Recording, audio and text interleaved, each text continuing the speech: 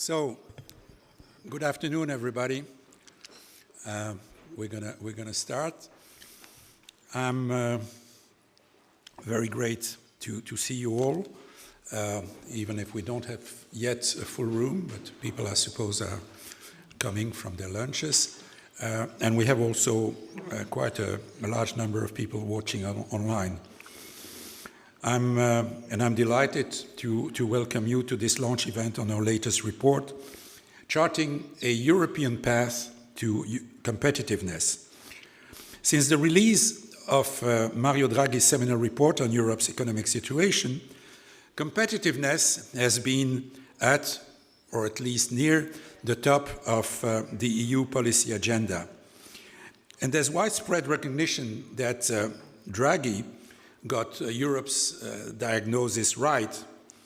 But we are now more than 1 year on, and progress on implementing the agenda set up by Draghi has been more slow than expected, when new priorities have emerged. The new US administration, for instance, has made Europe more aware of the need to protect its values.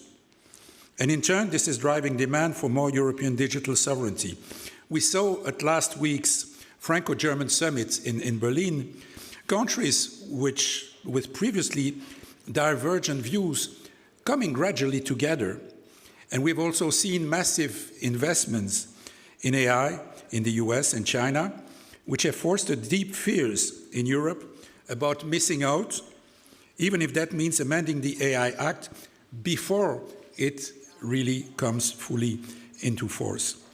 And as a think tank, my friends, as a think tank, SER has always focused on better regulation. So we welcome Draghi's emphasis on better lawmaking. But these more recent challenges have raised new questions and seen some very old ones re-emerge about whether Europe's regulatory approach is the right one and whether it is hindering competitiveness. Should we continue to promote non-discriminatory regulation and a level playing field at a time when the US and China are closing their markets? Can we really do, without a balanced procurement policy that would transform public budgets into engines of technological autonomy? How do we balance the need for more diffusion and use of technology today while positioning Europe to gain greater strength in digital supply chains tomorrow? And to make our regulatory environment more innovation-friendly, is it just a question of simplification and streamlining? I'm ready to say that the digital omnibus fixes irritants in the digital rulebook. It reduces friction.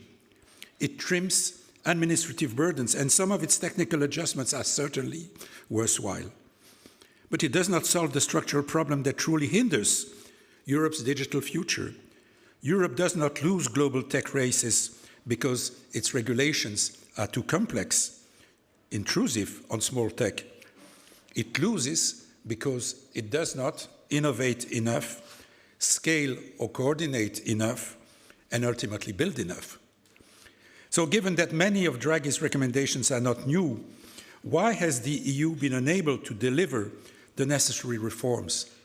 And what changes to the regulatory design processes and institutions could help overcome such inertia? The SER academics have been working on these questions this year, and as you can expect from our think tank, they've come up with rather nuanced and careful conclusions. Conclusions which recognize that the EU has difficult trade-offs to make. And just to mention some examples, they point to a need for Europe not to throw the baby out with the bathwater. The design of European regulation can and should, in some cases, be improved. But Europe's approach to regulating is fundamentally sound. If anything, while the US policy environment is febrile and unpredictable, Europe needs to double down on ensuring that its lawmaking is evidence-based, predictable, and proportionate. And by the way, that applies as much to regulatory simplification or deregulation as it does to making new rules. Nor can we, or should we, aim to simply replicate the US economic model. We have different values, but also different challenges, such as the limits of integrated, non-integrated capital markets, which mean that we're likely to have different strengths in different parts of the technology supply chains. Many of the ways Europe can improve its competitiveness come from within Europe and do not require us to look at the US for inspiration. The Nordics, for instance, have an enviable track record in innovation. The Commission has an important role helping member states learn from each other in how to boost growth. So overall, our report's conclusions point to a very clear path forward for Europe's future, one that will create an enabling environment to nurture Europe's potential in emerging technologies. And here lie the best way of increasing our global competitiveness, while at the same time rebalancing what are currently unilateral dependencies in our tech supply chains. That's what I wanted to say to introduce this, but I will stop now because we are very delighted and honored to welcome once again at SER, Renate Nicolai, to provide a keynote to launch the report. As you know, Ms. Nicolai is Deputy Director General at DG Connect, and in her role, she's at the coalface of questions about how to reconcile digital sovereignty, tech diffusions, and economic growth. Please give her a big round of applause.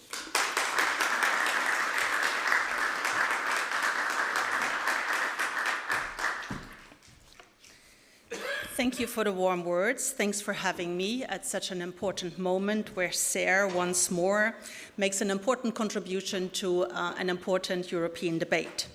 I want to bring in a Commission perspective to talk about competitiveness as a framing in 3 areas. I want to talk about simplification, how I see it, innovation and regulation, how I see it, and the international context of it.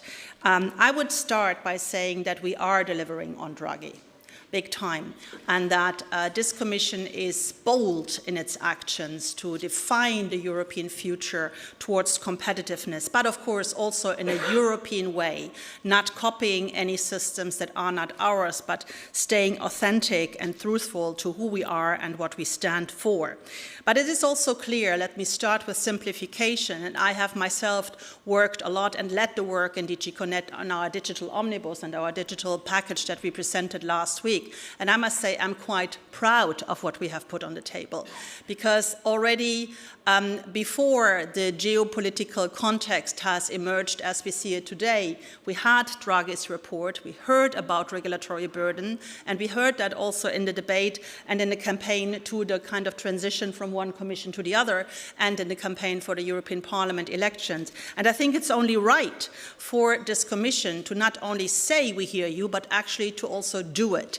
This is a new way, this is a new DNA of this Commission, to actually really take a critical look at our regulatory landscape that we are in general proud of, but to see, have we always gotten it right? Or have we, in the haste of doing things sometimes, or in the silo of doing things sometimes, maybe overlooked some burdens that we have created? And I think this is exactly what is behind this digital package that we have delivered last week.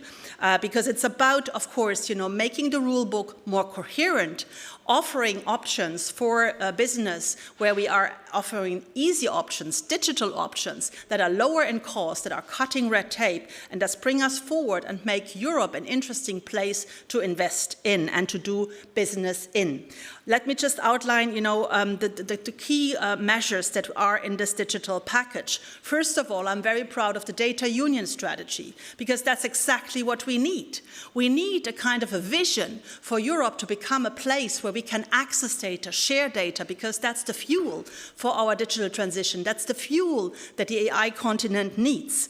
And here, of course, to kind of give very concrete ideas, be it what we can do nationally, but also how we can protect us better internationally against data leakage, were very bold moves and are worth kind of, considering and following up to, in particular in making data the necessary kind of ingredient for our AI revolution that we want to embrace in the European Union.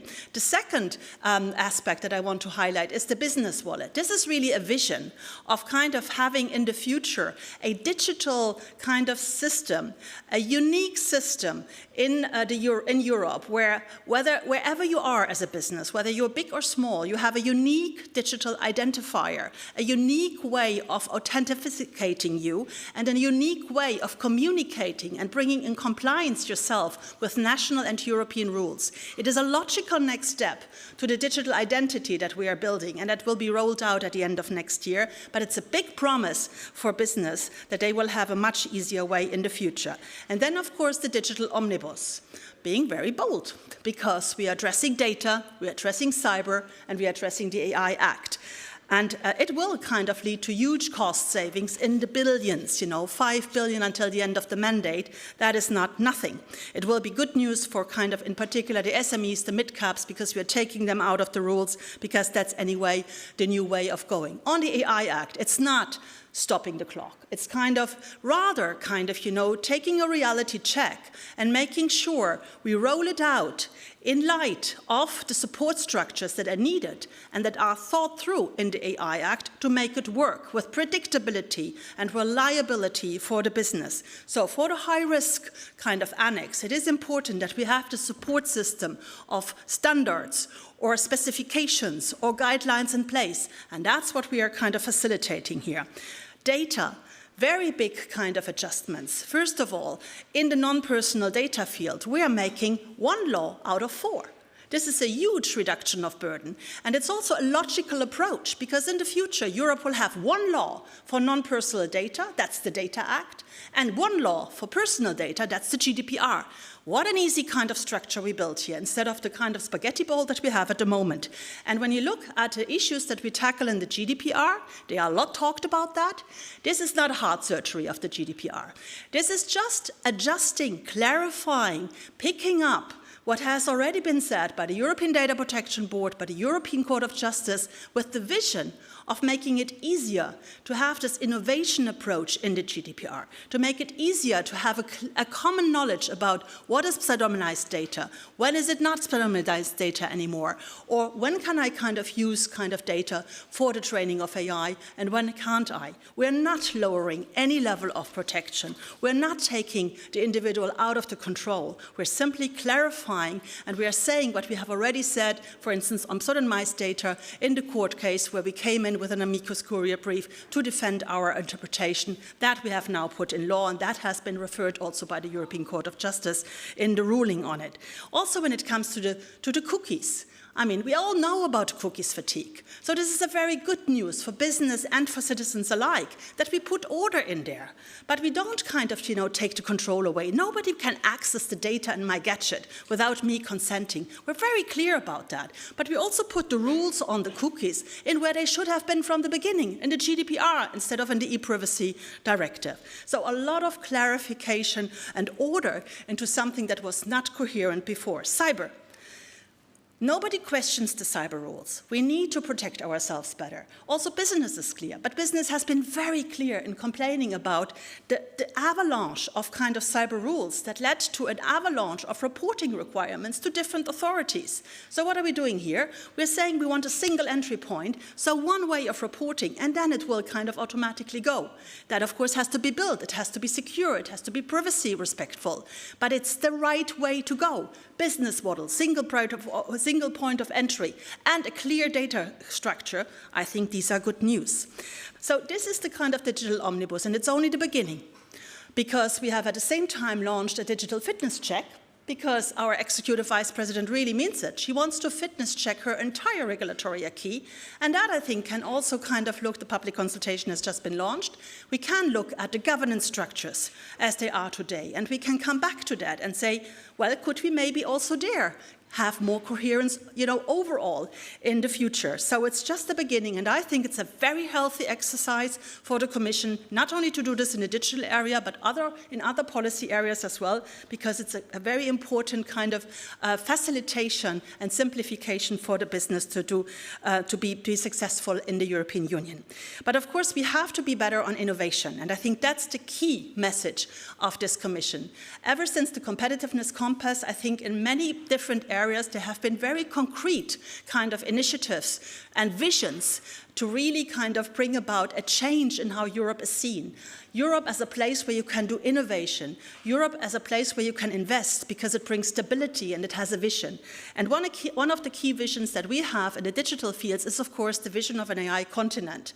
And if you see the AI Continent Action Plan and the Apply AI strategy, this is exactly what to do.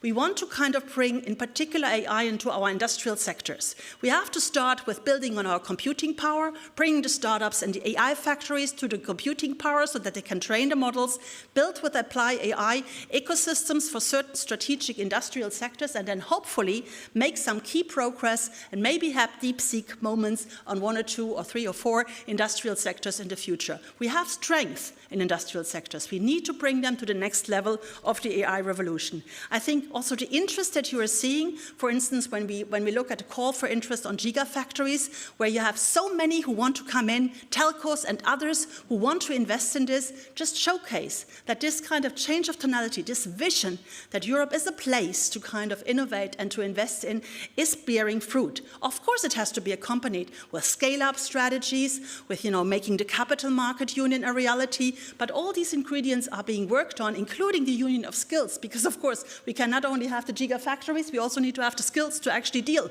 with these matters. But I think there's really a concept around this. And this doesn't mean that we should not regulate anymore, but we should regulate with this vision of tech sovereignty and digital sovereignty in mind. And this is what's going to happen in the near future. A revision of the Cybersecurity Act is exactly that, to bring us in a better shape even to deal with the kind of the vulnerabilities that we have in critical sectors and move that forward. The Digital Networks Act is exactly about that. It's about simplifying the rules, but also bringing about the context, the single market vision for a sector that is so crucial, and not only in the terrestrial part, but also the non-terrestrial part, when you think about satellites, that is so crucial for the competitiveness of Europe in the future. Or when you take the Cloud and AI Development Act, a cloud infrastructure, a vision for energy-efficient data centers in Europe, a vision even of sovereign cloud solutions in Europe. That's really what we need in order to build these kind of, parts of the stack that are all important to really kind of bring about this digital revolution that we want. Maybe, and the CHIPS Act too will of course also build on the kind of the supply chain kind of deficiencies that we saw in the past and that we want to remedy in the future. So I feel there's really a program of hope. There's a program of very targeted initiatives, not n'importe quoi. It's a very targeted agenda that is very led by competitiveness, simplification, and bringing about the reduction of our tech dependencies, building on our strength here, in particular the industrial strengths. Let me finish with a word on the international. Also because American ministers were in town, and also because we just had Foreign Affairs Council conclusions on our digital strategy that we have also put in place to kind of react also on the international side on digital in a more strategic way. And it is quite different, because we are coming with a tech business offer. We are actually saying to our partners, we want to do business with you. Of course, this is not a one-size-fits-all. When we are discussing with Nigeria, that's different from discussing with Brazil or with Korea. But we have an interesting kind of offer to make, to work together on supply chains, to work together on important emerging technologies, whether that's semiconductors, whether that's quantum, whether that's concrete cooperation on AI. It might also include convergence on regulatory approaches, but it's important to be led by an assertive EU that has a lot to offer and that wants to kind of work in alliance with partners, but in a modern way, driven by our interests and matching the interests of others so that it's a win-win situation. So I feel we are delivering on Draghi. I feel we have a vision. I feel it's a different way of working in the Commission, and I think we are starting to deliver. Thank you very much. Thank you very much.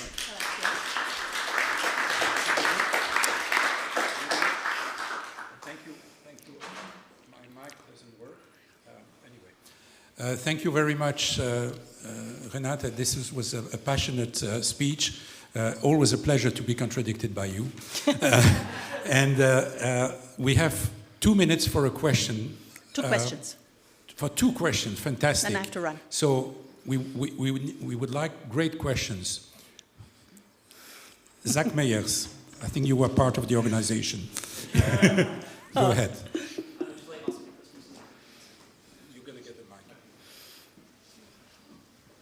Renata, thanks so much for joining us. It was, as Bruno said, a really impassioned explanation of what the Commission is doing.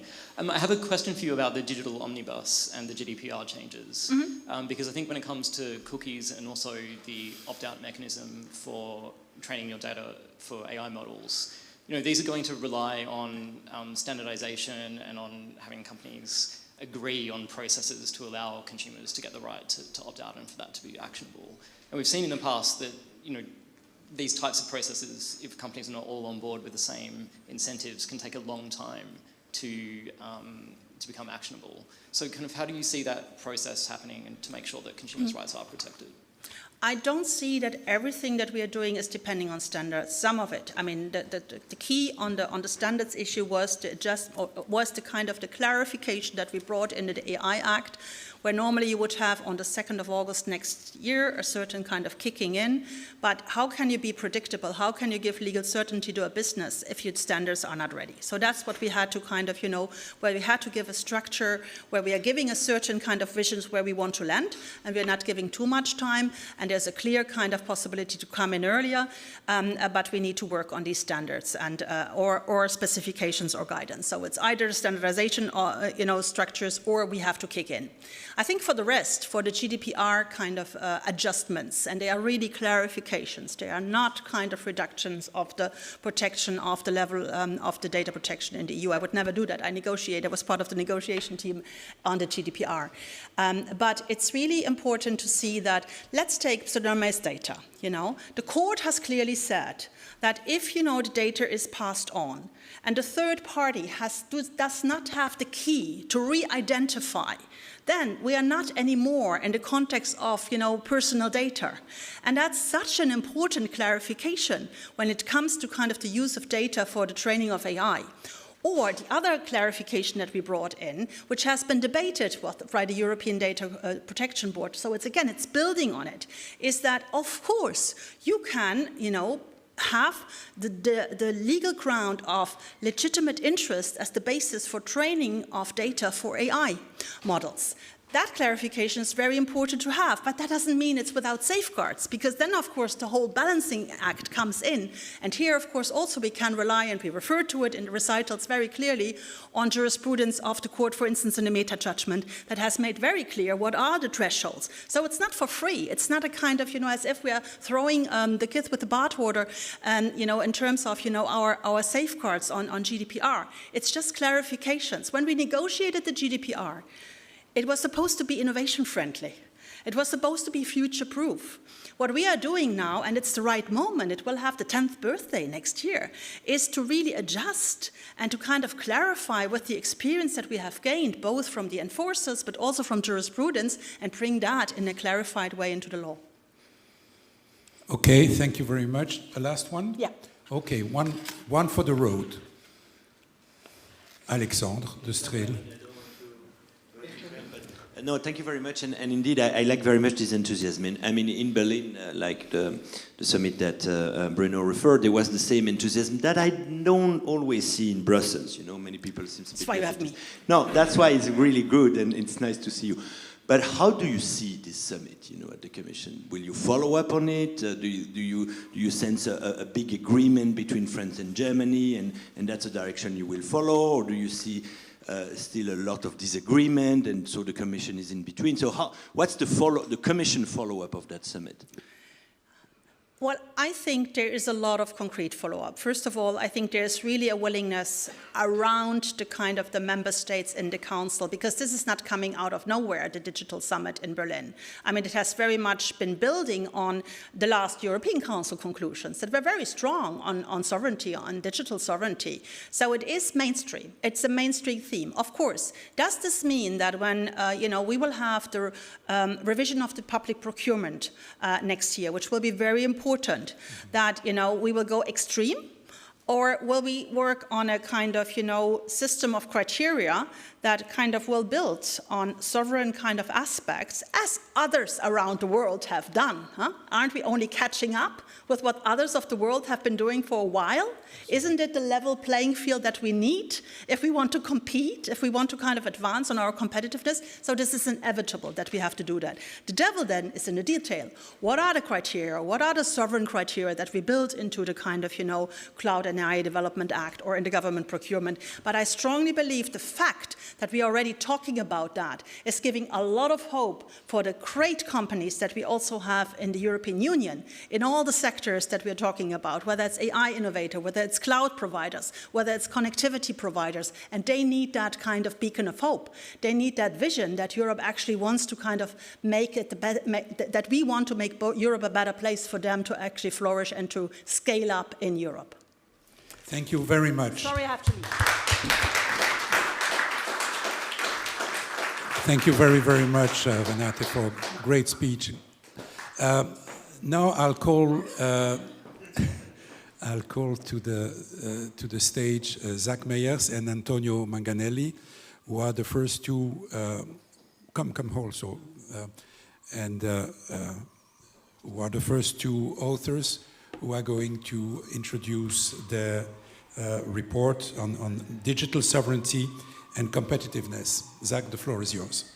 Thank you so much, Bruno. And I think Renata has already left, but I just wanted to say a thank you to her. It's not many Commission staff who I think are going to come to an event where we're calling for the breakup of the Commission, so I think it was brave and bold, and we're very grateful. I'd now like to present the findings of the first of the 3 papers that we're launching today at SARE. And this is examining the complicated relationship between competitiveness and digital sovereignty, following on from that last question for Renata. And I think, policymakers are really struggling to get consensus about what both of these concepts mean, much less tackle the tensions between them. So if I start with competitiveness, at the most profound level, our problem comes down to one thing, which is that Europe's proportion of the global economy is steadily in decline. And that translates to Europeans' living standards falling against the global average, and just as importantly, our global heft in world affairs declining. And so the answer to this is twofold. First, we have to improve productivity. Europe has an aging workforce, and we have limited appetite for more immigration. So the most plausible way to increase productivity is to better use and to diffuse technology throughout the economy, and to use it to make sure that our companies become more efficient and more innovative. The risk, I think, for Europe is that technologies like cloud and like AI provide significant growth opportunities for other parts of the world, and that Europe again misses out like it did in the 90s with the productivity boom in software. Secondly, we have to build a stronger pipeline in technological innovation ourselves. The European Central Bank attributes 2/3 of the EU-US productivity gap, for example, to the high-tech sectors. So this is an area where Europe really has to be focused. If I move to tech sovereignty, the first problem here is trying to understand this complicated debate about what exactly tech sovereignty means. We all agree that Europe is lagging behind, but there are different views on exactly where we need to protect ourselves and from what. So there's questions around the risks of foreign governments accessing European data, about the risks that foreign governments could threaten to withdraw services in order to compel Europe to act in a certain way, about concerns that Europe could be reliant on technologies like AI models that could be trained in ways that are inconsistent with EU values. And conversely, and also there's concerns about just generally Europe's poor track record in many parts of the tech stack today, which means that our companies are not getting the level of value capture that some innovative global platforms are able to enjoy. And so when we think about this tech sovereignty problem, there's 2 ways to address it. One is to eliminate dependencies. And this is, in my view, a very, very difficult approach because some of these problems are really intractable. In a globalized world, supply chains cross borders, and there's a high degree of regional specialization, which is something that Europe has benefited greatly from. And similarly, many jurisdictions are doing things like imposing extraterritorial sanctions or seeking access to data held offshore. And again, the EU is amongst these jurisdictions, so we are not merely the victims of these particular problems. Dependencies are inherent to the world that we live in, and conflicts of laws and of values are everywhere. So taking a hardline approach to eliminating these risks requires autarky, and it amounts to closing our back on the world. But at the same time, we can't do nothing, of course. And in a world that is increasingly governed by power rather than by rules, there is another way of understanding Europe's digital sovereignty problem. And that's that, firstly, Europe's relationship with its major trading partners, especially in ICT, is too one-sided. So the problem isn't dependencies, it's dependencies that are excessively unilateral rather than mutual. And secondly, where Europe does have powerful choke points in tech supply chains, as we do have, for example, in the supply of chip-making equipment and in specialized software, we are unwilling to use these politically to neutralize coercion from other countries. I want to primarily focus on the first problem, though. Evidence of the one-sidedness of ICT trade is everywhere, and it is getting worse. The EU's global share of the ICT market fell from 21.8% in 2013 to 11.3% in 2022, nearly a halving. And only 6% of AI startup funding is going to European firms. The US and China are leading in sectors like chip design, cloud computing, and quantum. If we had a stronger role in these sectors, we'd have much stronger ability to dissuade other countries from weaponizing our dependencies on them. And so, when we think about these 2 ways of solving the digital sovereignty problem, then we can start to think a little more carefully about the tension and the relationship between sovereignty and competitiveness.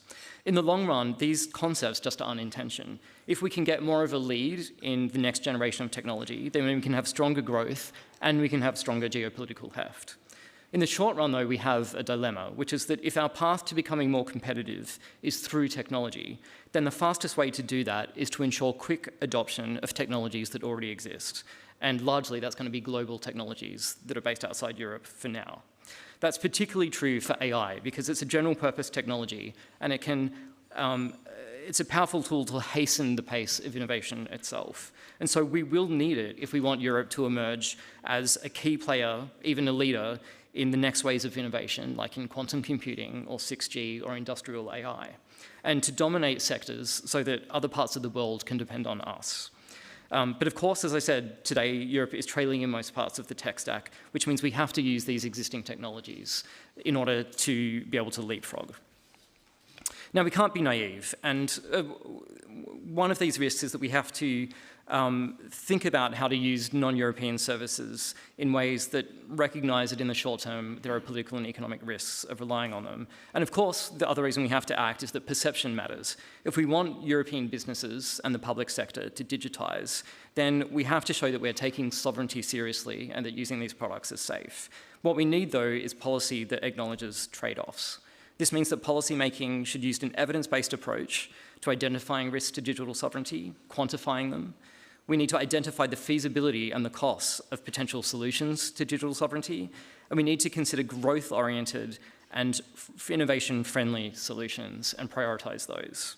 So my study looks at a couple of different ways in which we can manage these trade-offs, ranging from the famous Eurostack option, which is that you build European options at every single point in the end-to-end tech stack, to more targeted options where we want to maintain the presence of European options only in high-risk areas, targeted cases, such as managing sensitive national security data, trying to build the minimum viable products in those areas rather than trying to go for a maximalist approach.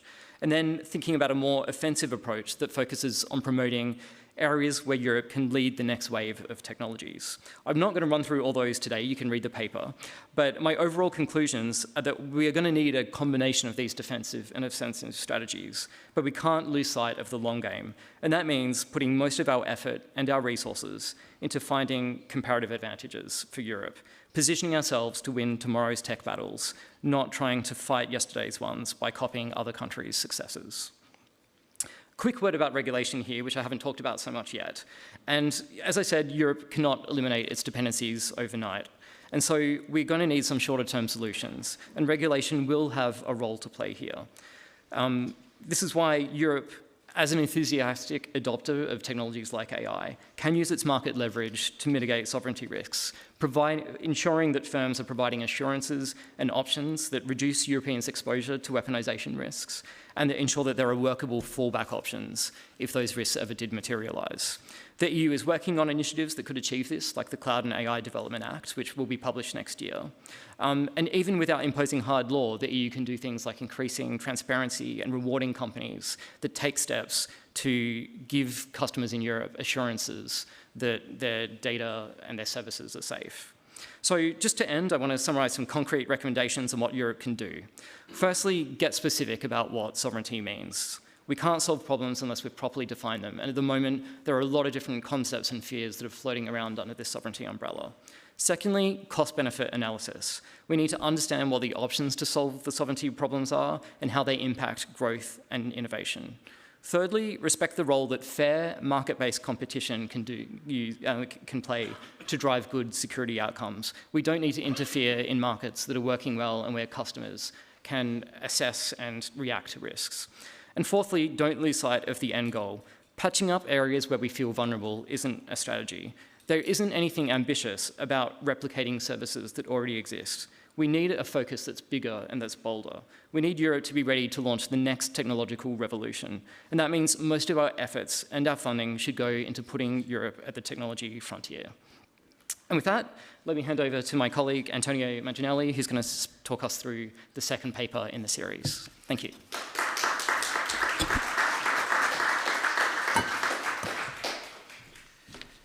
Okay.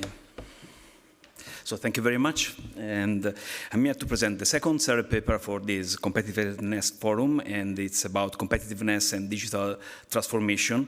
And the base of this report has been recognized by the Draghi report. That's Europe competitiveness problem today is fundamentally one of innovation and productivity.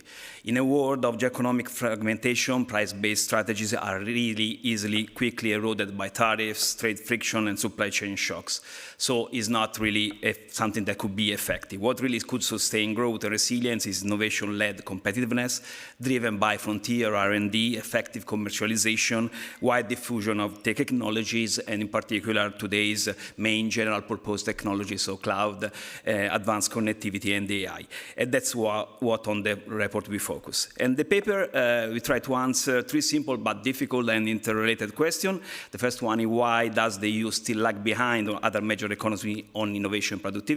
The second one is, to what extent does this reflect our difficulty in creating and scaling European tech firms to a global level? And the third question is, how well are we doing in the diffusion and productive usage of digital technology across our industry and economies, and especially advanced connectivity, cloud, and AI. On innovation, the starting point is that Europe, we know very well, spends less on R&D than US, much more, and the gap is essentially on private R&D. While on public R&D expenditure is more or less the same, but there is big difference that in Europe is fragmented at national level and dispersed into a much higher number of smaller projects, while in the US much more concentrated. But the real issues, and also sometimes not focusing on that, is that not only how much we spend, it is a problem, but it's also where and how we spend. Our business R&D is concentrated, in the mid-tech sectors, such as automotive and chemicals, while high-tech sectors are relatively very underrepresented. And this represents what we call a structural effect. But also, on the top of that, even when EU firms do invest in R&D, they tend to obtain weaker productivity gains from R&D across all industries, which is very important compared to the US counterpart. And also, on the other side, we underperform in ICT and AI patents, despite a very strong scientific base that it can join. So all in all, the contribution to R&D to innovation-based competitiveness is weaker, which represents what I call an intrinsic effect, which is much more complex to address, and which make also the increase in R&D spending probably necessary, but maybe not sufficient. The second and third message of the papers concern the structure of our digital economy, and this is also something that in the Draghi report is highlighted very well. So the productivity gap with the US is heavily concentrated in the sector where ICT is produced and where ICT is intensively used. As for the first one, Europe has created far few digital firms that reach global scale, and our capital markets and scale-up finance remain shallower.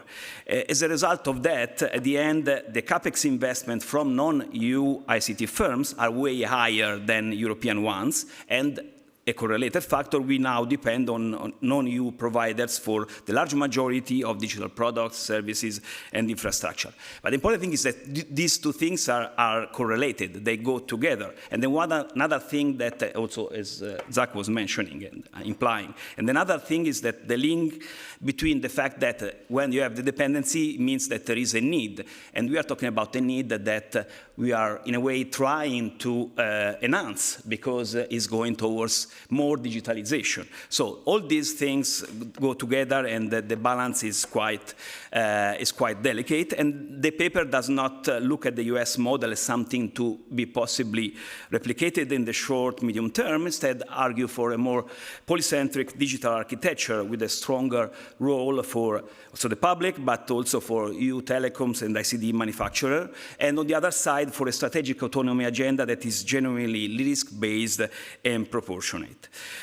On some supply side, we have made good progress for very high-capacity network and 5G coverage, but adoption lags far behind, and 5G standalone is still limited. Cloud and AI uptake is uneven, particularly among SMEs and across member states. And about instead the demand, the third point, even where ICT infrastructure and services are there, Europe often struggles to turn digitalization into productivity, which is a conceptually similar problem to what we highlight upper in the value chain of innovation, in the chain of innovation. And that's more fundamentally because European firms invest much less in the intangibles, so skills, softwares, organizational change, data assets that make technology pay off to a larger extent and quicker. And also the other side, the other point is that our business demography is dominated by micro firms, so that struggle to absorb this technology in the short term. And what does all this mean for policy? The report suggests several directions. I try to summarize here a few. The first one is rebalancing public R&D towards high-impact, mission-oriented innovation in high-tech sector, coordinating better and more strongly national and EU programs so we reach a critical mass and better returns. Second, preserving a balanced IP framework, especially in sectors like cellular and IoT, where EU firms are global leaders, so we do not undermine upstream innovation incentives.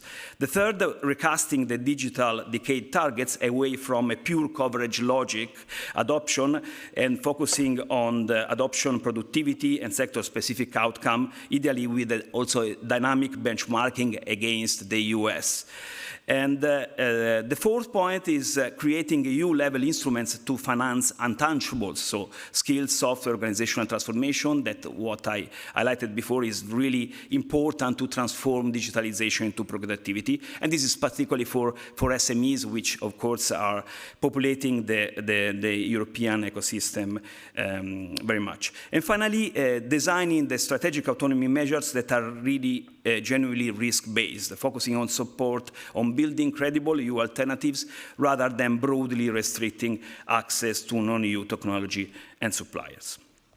So this is my main point. Thank you.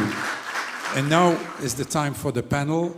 I will call to moderate it Alexandre de Streel, academic director, and he's going to introduce the panel.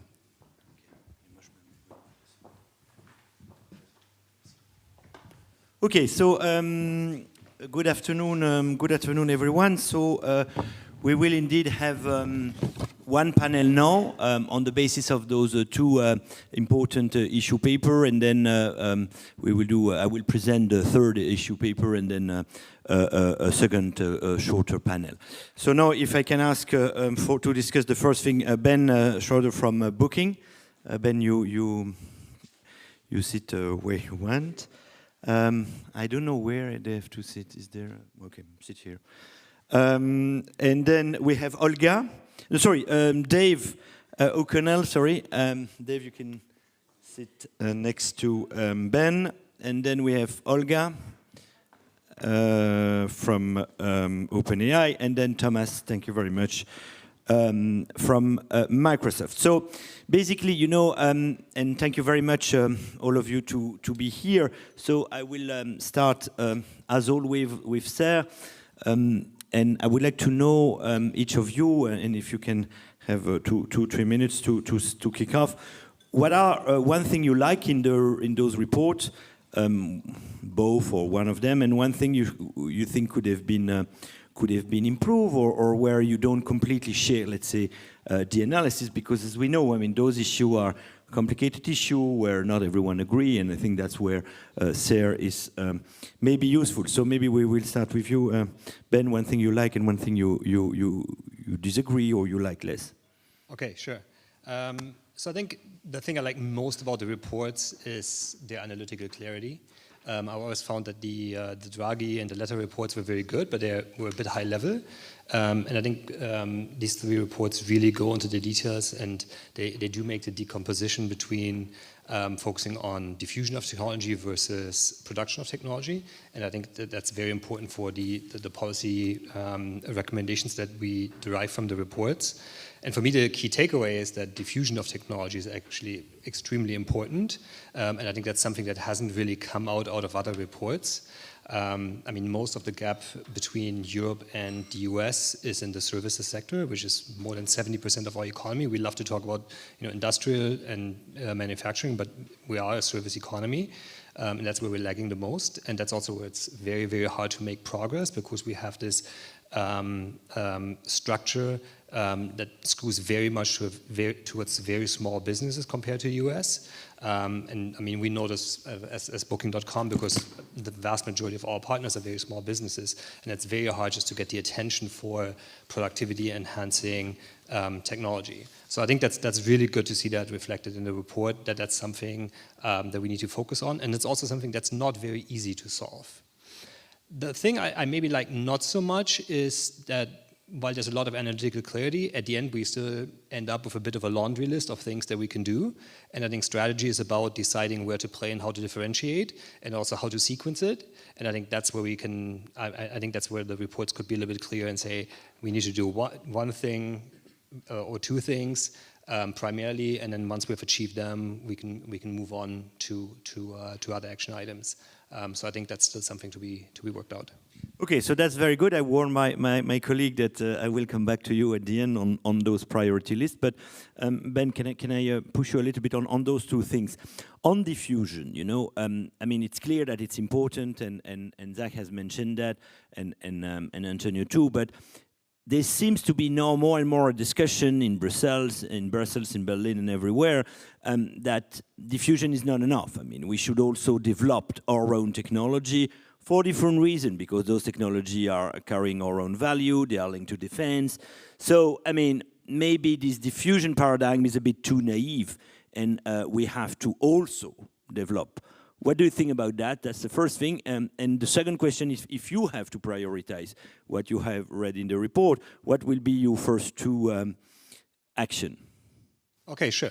So I don't deny that there are certain edge cases where we have certain security interests that need to be taken into account. But I think for the vast majority of the technology we're talking about, diffusion is more important to get ahead in terms of productivity improvement. So I think that's definitely where I would focus. Also, I mean, and this is in the report, most of the benefits that are reaped from technology are reaped by the people who adopt the technology, not the people who produce the technology. So I think we're a little bit over focused on producing technology, when at this point in time I think it's much more important to focus on diffusion. And I also think there's a bit of a flywheel that we can get going there. If you have more people adopting technology, it's going to increase demand for technology. And once you see that increasing demand in technology, that's going to help our firms to scale. And once they scale, and they also win global markets, then that's also going to have a geopolitical dimension, because then we're going to move more towards a situation of codependency, where we have some technology and some systems that are used throughout the world, and that are important for other regions, and likewise we'll be using other technology, and then it's much harder to hold leverage against Europe. And on the priority list? So if I had to prioritize, and this goes a little bit into Antonio's report, I think you have to look at what's holding back technology adoption and innovation today. And there's the business survey. The number one thing is actually the lack of skilled labor. So that would definitely be something that would be very high on my agenda, in particular with the microstructure of our economy. And we're trying to do that at Booking.com right now, helping our partners, which are small businesses, to upskill their employees, and it's a very challenging task. I think that's definitely where I see a lot of opportunity for the EU also to play a role, because in the end, it's going to be the same content needed everywhere, because the skills don't differ. But right now, you have very different solutions all across the member states and even on the regional level. And I think that's really where Europe could step up and, for example, create a European-wide upskilling platform like Israel has done. They have a national education platform.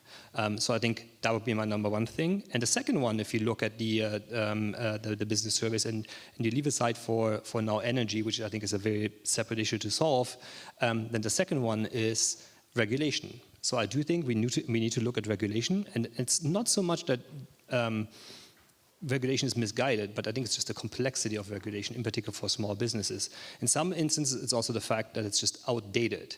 Just to give you one very practical example, if you check into a hotel, they have to collect your personal data, and then they have to submit it to local authorities, or they have to provide it upon request. Now, we have 27 different systems for doing that. That makes it very hard to create a technical solution for that. Second, in some places, you still have a requirement to have paper forms. So, but that's not necessarily, making changes to the AI Act or GDPR. I think there's a lot of sectoral regulation that's really holding us back from adopting better technology. So one thing I would definitely recommend is paying more emphasis on all these sectoral challenges, and maybe doing an inventory and how they also interact with EU regulations, because there are a lot of interaction effects as well. Thank you very much. That's a very good list. We will transmit to the Commission, hopefully. Let's go now to Dave from the Comreg, so the Irish telecom regulator. So something I liked, and then something for a bit more. Yeah. Same question. Level playing field. Same question for everyone. Level playing field is a contentious expression when in my neck of the woods. Okay, something that I liked was the really big picture approach to the fact that there are a number of issues that hold back European productivity and innovation, and they don't just sit in one bucket. They sit in a number of buckets, and some of those are macroeconomic and structural, and don't sit at the institutional level. Given that issue has been identified, what that means is that the suite of recommendations that are set out in the reports have that similar broad brush. So I really like the fact that, compared, for example, to some of the what you would have heard in the telecom sector that I'm closest to, the ill is one thing. It's, for example, excessive regulation or not enough consolidation. There are other things going on, so there's a bigger picture that it's appropriate to identify if you're going to have the solutions that generate those that need for innovation in Europe. So that was something that I really liked. Something that I think, not so much something I disagreed with, but something that there's another work stream. Given that you've so clearly demonstrated the presence of that innovation gap, how can regulators best assist in narrowing that innovation gap? And that can be either getting out of the way when things are looking after themselves nicely, and you don't need, you don't need a regulator in the way. You don't need paper-based forms to stay in a hotel, but also how can regulation actively assist in creating the circumstances in which investment flows occur, in which innovation occurs. How can a regulator move from being sort of the implementer of a set of rules to generate a certain static outcome, to kind of being a steward of a more kind of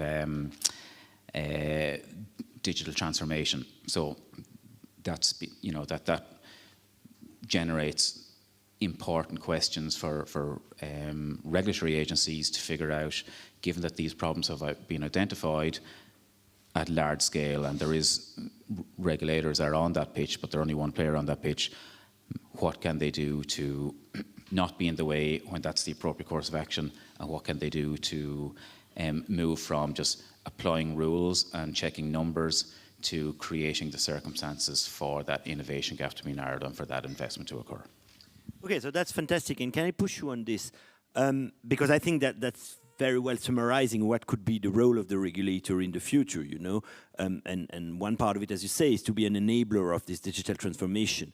So at Comreg, how do you address those challenges, and how do you go through those challenges? Luckily, we published our strategy statement a few months ago, so I was in the trenches figuring that out. So the way that we do that is, firstly, we look at what do we have and what are we good at, and what's coming down the line. Okay.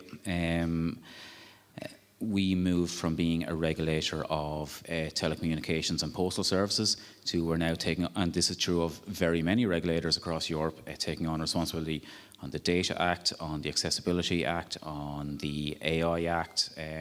There's a ton of stuff coming down the line, and also a lot of that stuff, a lot of those responsibilities are being split out between sectoral regulators in member states. So those are the types of challenges that we need to take on. But something that I think we're reasonably good at is our kind of bread and butter is probably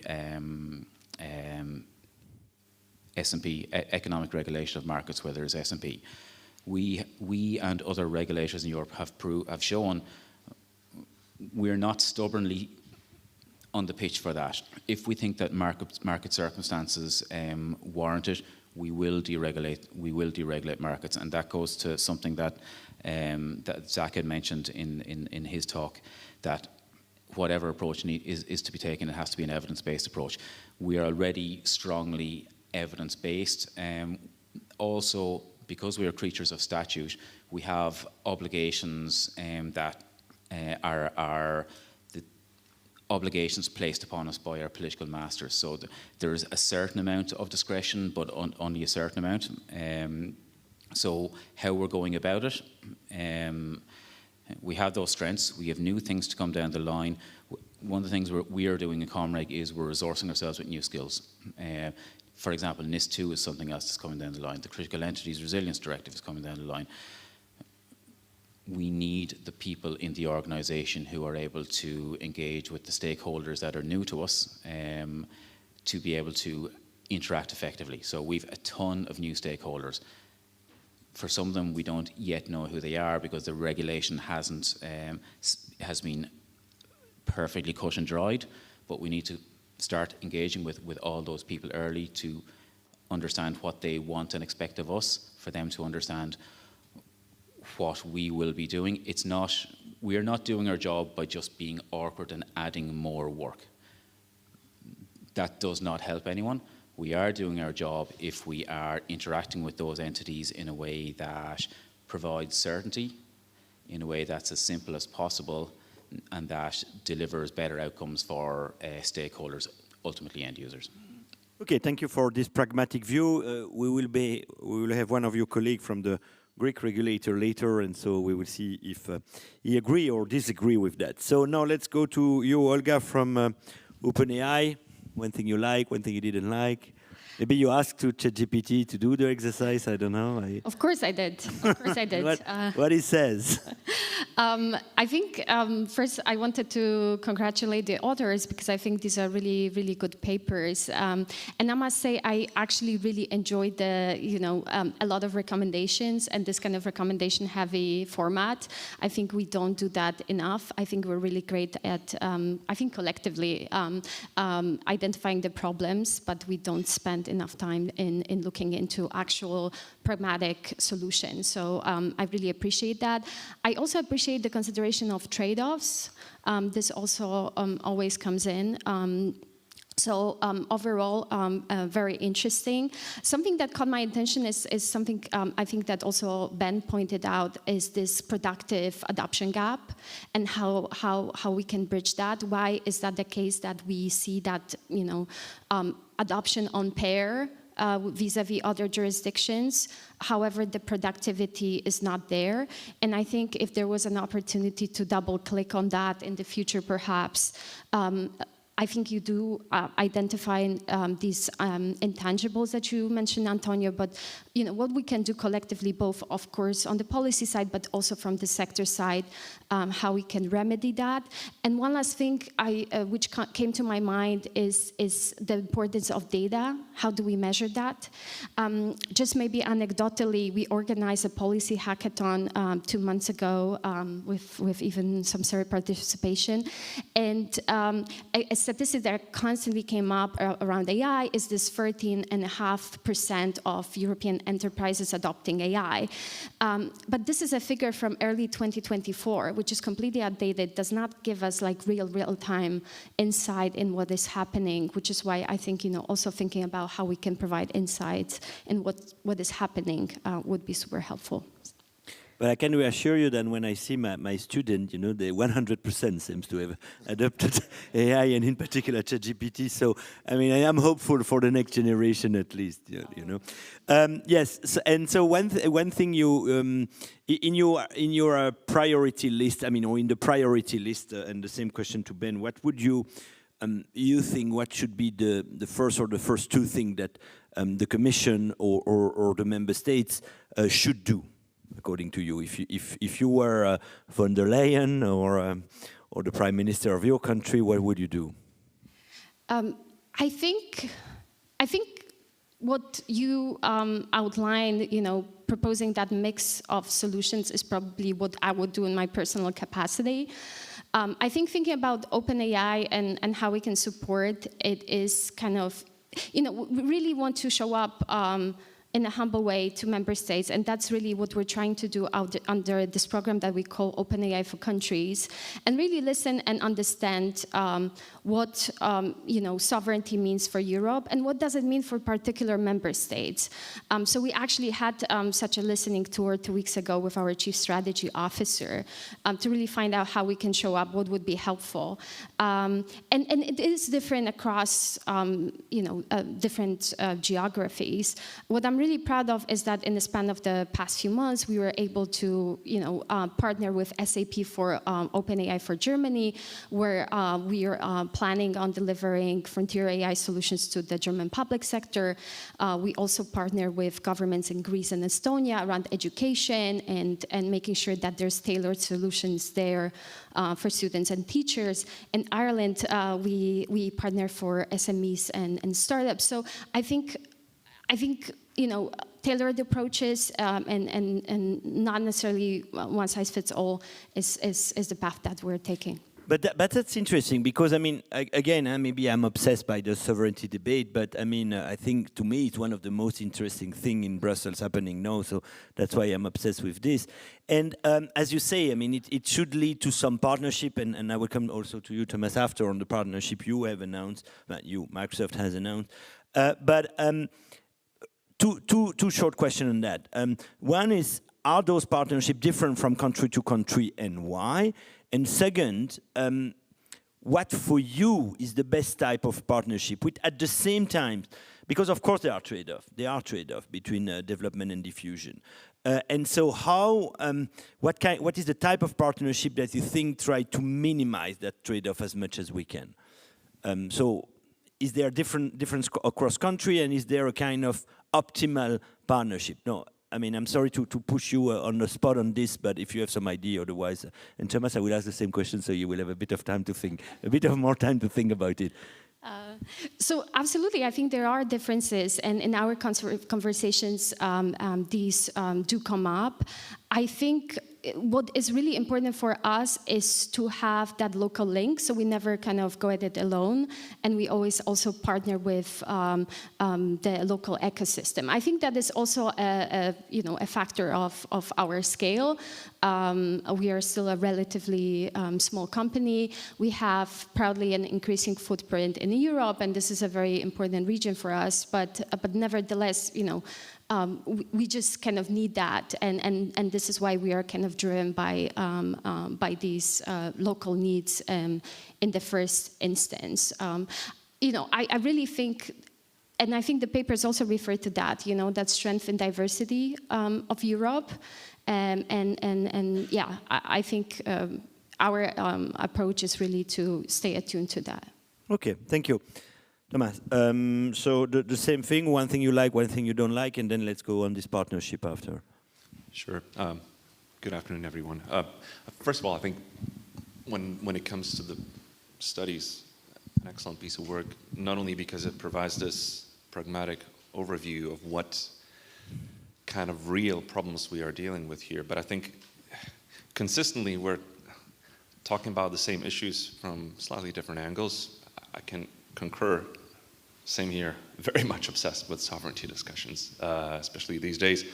And here we're facing sort of a dual issue, right? So on one end, we have a competitiveness dilemma where Europe is having this sluggish growth, lack of scale capabilities, skilling issues that were mentioned as well, while on the other end is striving for having this more autonomous, more sovereign approach, building its own solutions. And when you think about it, in the short term, these two are kind of colliding, right? Because you kind of want to scale and bridge that innovation gap now and diffuse AI and deploy all that ICT infrastructure that then is leveraged for all these beautiful solutions that those who are on the platforms provide.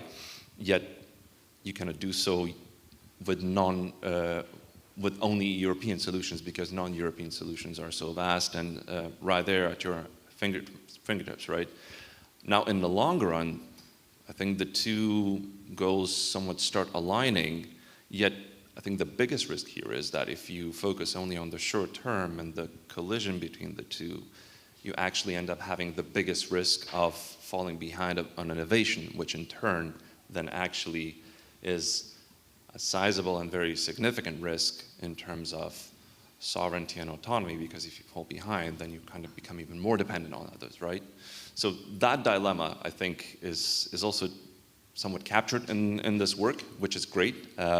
So I think in looking at the situation, there has to be pragmatic ways how to think about it from a sensible point of view. You asked, like, what if you would be in the shoes of Prime Minister or the head of the country?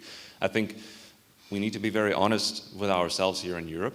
What is really critical, what is really demanding sovereign solutions for those some call highly critical use cases, and what then should be left for competitiveness approach, so to bridge that innovation gap and to spearhead, so not to fall behind. And I think in that sense, it's also showing how in certain places around Europe, and Microsoft is not exception in that, we're trying to find these cooperative, collaborative approaches where international players step in.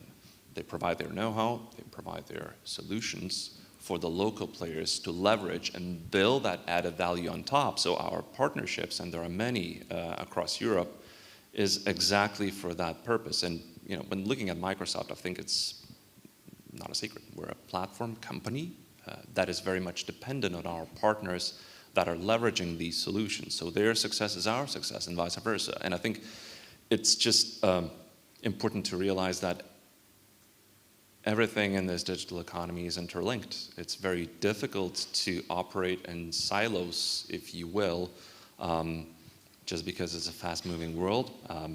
AI is a general purpose technology that has been already spread out, and I think previous speakers captured it well.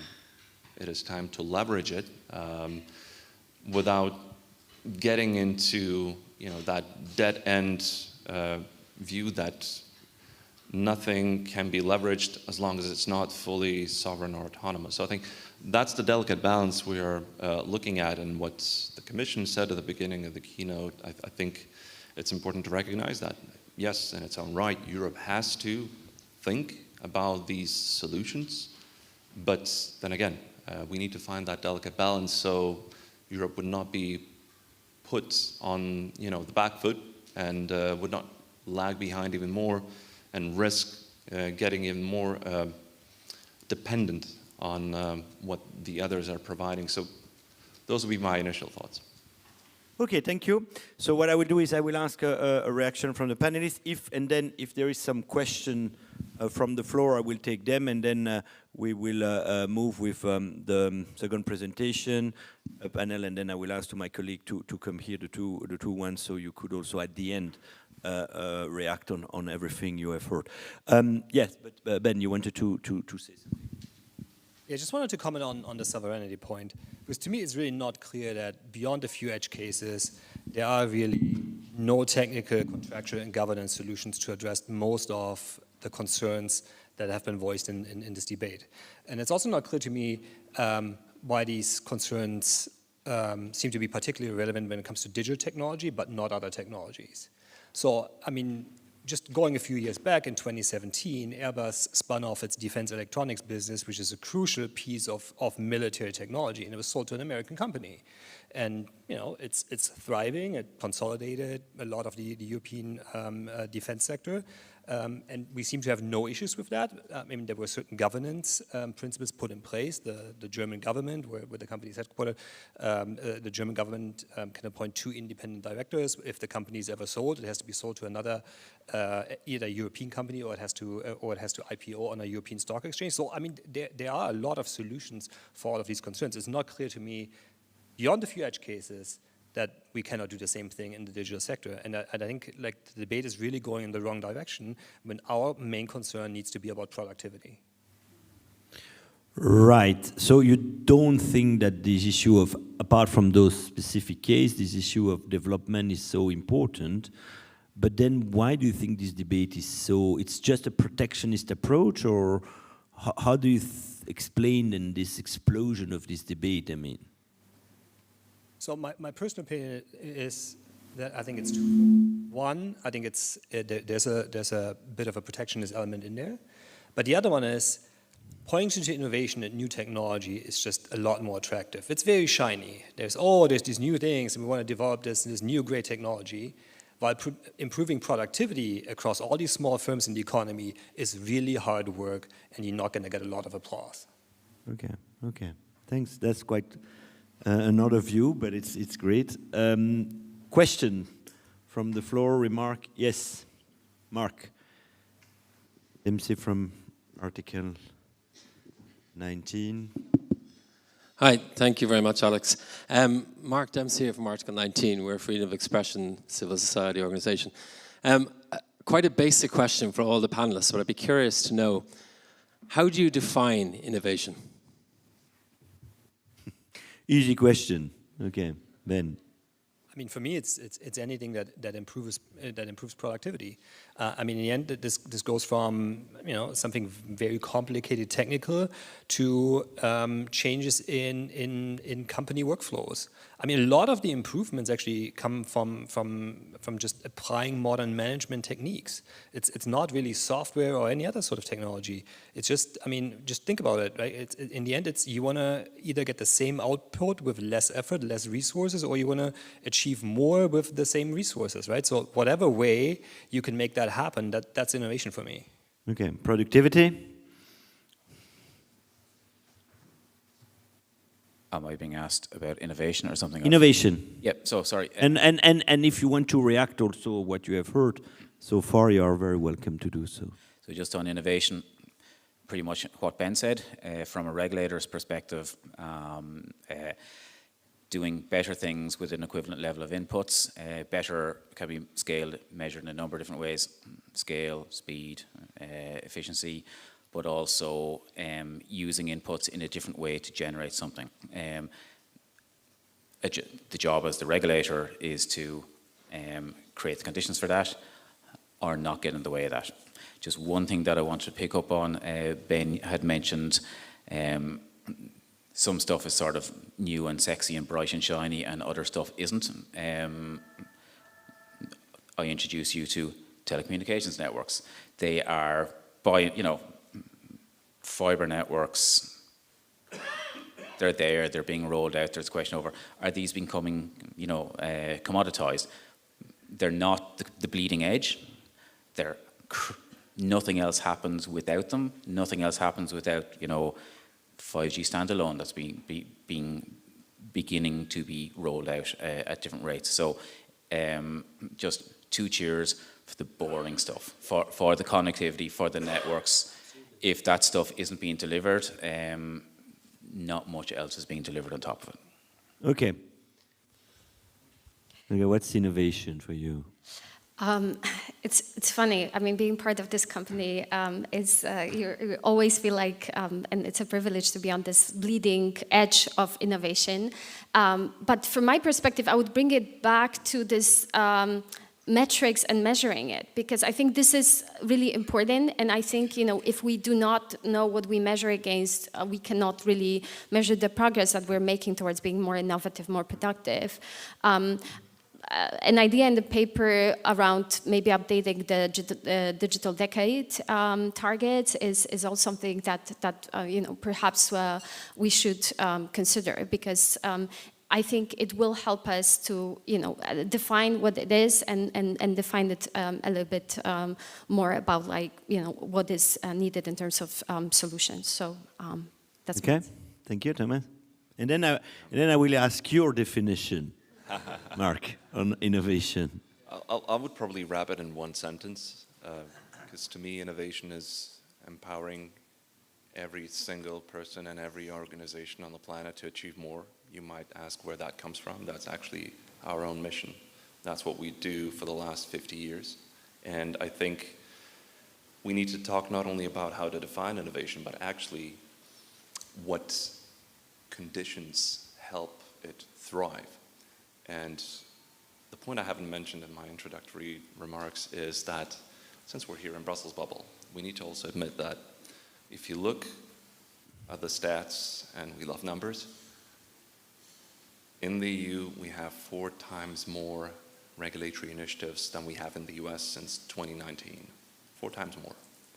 I think we need to ask ourselves a question: how to leverage all these instruments that have been churning out of Brussels machinery that would help incentivize innovation, that would help scale, that would help innovate, rather than the other way around. And I think there's a lot of questions that need to be answered on that front, given the sheer amount of those attempts to achieve that. Right, and we will come back to it. Yes, your definition, Mark, of innovation, and then we will move to the other panel. I mean, I think I'm speaking from a civil society perspective. I'm going to obviously have a similar line to the regulator in terms of creating and enabling the market conditions that open the market to allow small firms to compete with larger firms on a level playing field. I mean, what does that mean? It's less about productivity.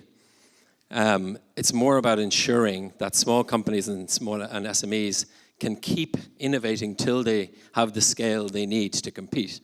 And that means, if you're looking at it from a competition perspective, making sure that the potential for killer acquisitions isn't there, or at least there's proper scrutiny.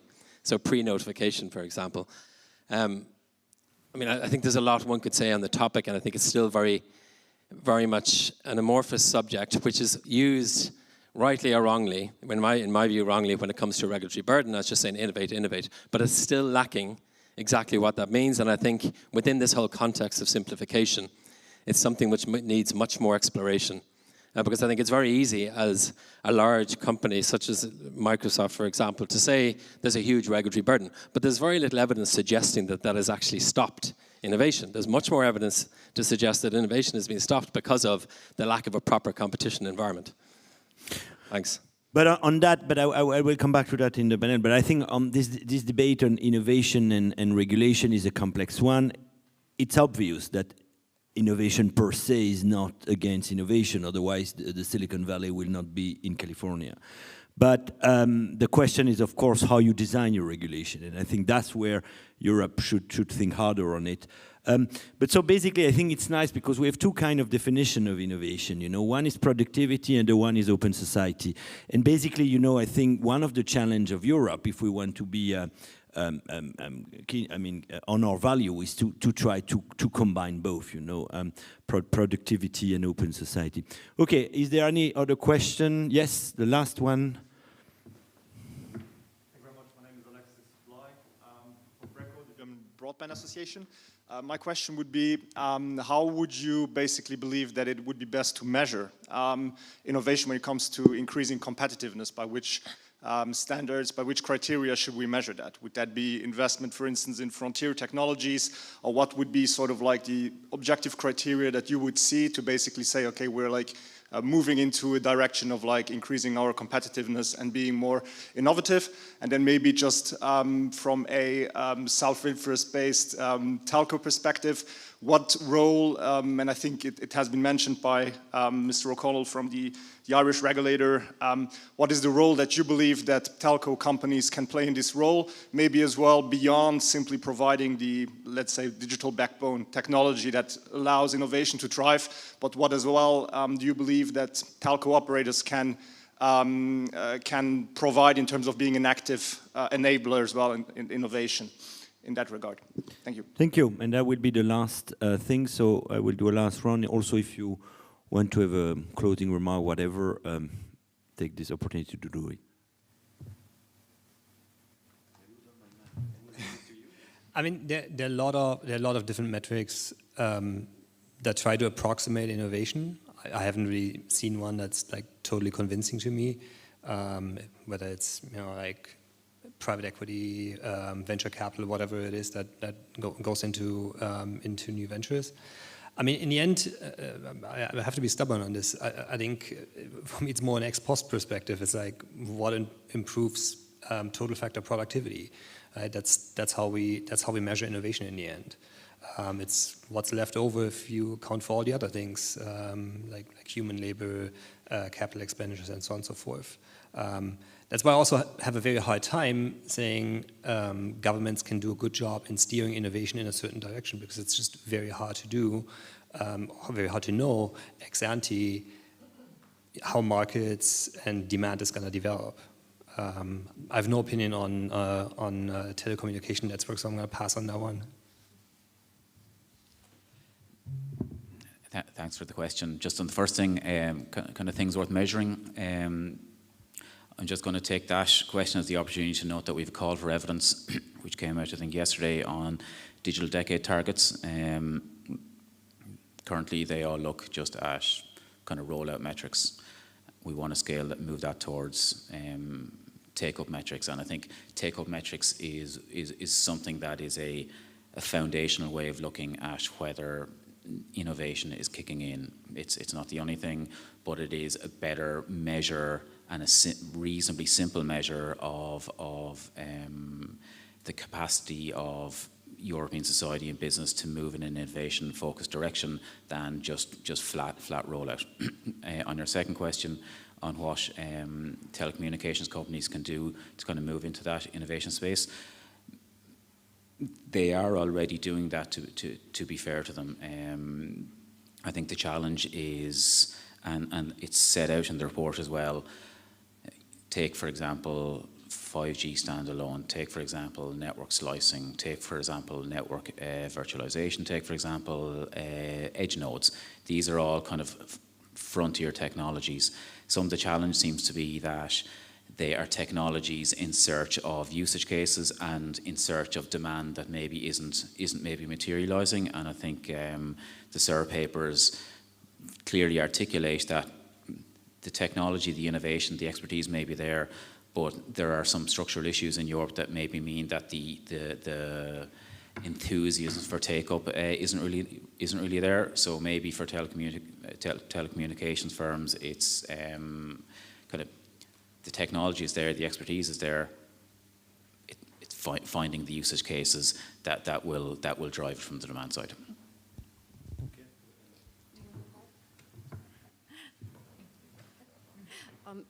Maybe just very quickly, I think partially I was trying to nudge Zach and Antonio to work a little bit on these metrics that you mentioned and how do we best measure that. I think from our perspective, we have an office of a chief economist who is actually increasingly doing really thorough research of how people are using our tools, because we see a lot of conflicting information about AI uptake and how it leads to productivity, whether AI investments are actually paying off. And we conducted both the research more among individuals as well as how it's being used in the workplace, and actually even among the individuals, the work-related queries that we, of course, had at aggregate kind of privacy-preserving ways. I think it is really kind of showing an interesting thing about how many of us actually use these tools also in our personal capacity, which kind of complicates a little bit the picture and the measurement. So maybe I'll leave it at that. Thank you. And last word. Yeah, maybe just three points on this. I think first of all, it's important to measure how quick uptake is in the society in the enterprise world of new technologies, just because that is one of the prime indicators how quickly these innovations pick up and take off. Secondly is also the evergreen topic of how we can enable these startups with their innovative ideas to pass through that so-called valley of death that they need to go through before they scale appropriately so they could grow, right? And that's also leading to my third point, you know, all these concerns about the sheer amount of regulation. I think it's clear that, you know, big companies, global companies, inevitably they will adapt, but we're talking about concerns here coming from smaller players, and we have many customers and partners around Europe alone where they're raising these concerns, and what we keep on hearing is that it's important to have a more streamlined approach, more harmonized approach that would enable that possibility to scale, and hence, you know, go through that so-called valley of death that innovation sometimes struggles to get to a point where they can scale. So I think these would be some of the primary considerations, but all in all, I think it's taking it pragmatically. It's possible to reconcile all of them as long as we look at it from that, you know, more holistic perspective, long-term perspective, what needs to be done to help this continent grow. Okay, thank you for this positive and constructive note, and we should focus on demand side, not only on supply side and on the long term. Thank you very much. So now I will ask my colleague to join on the panel.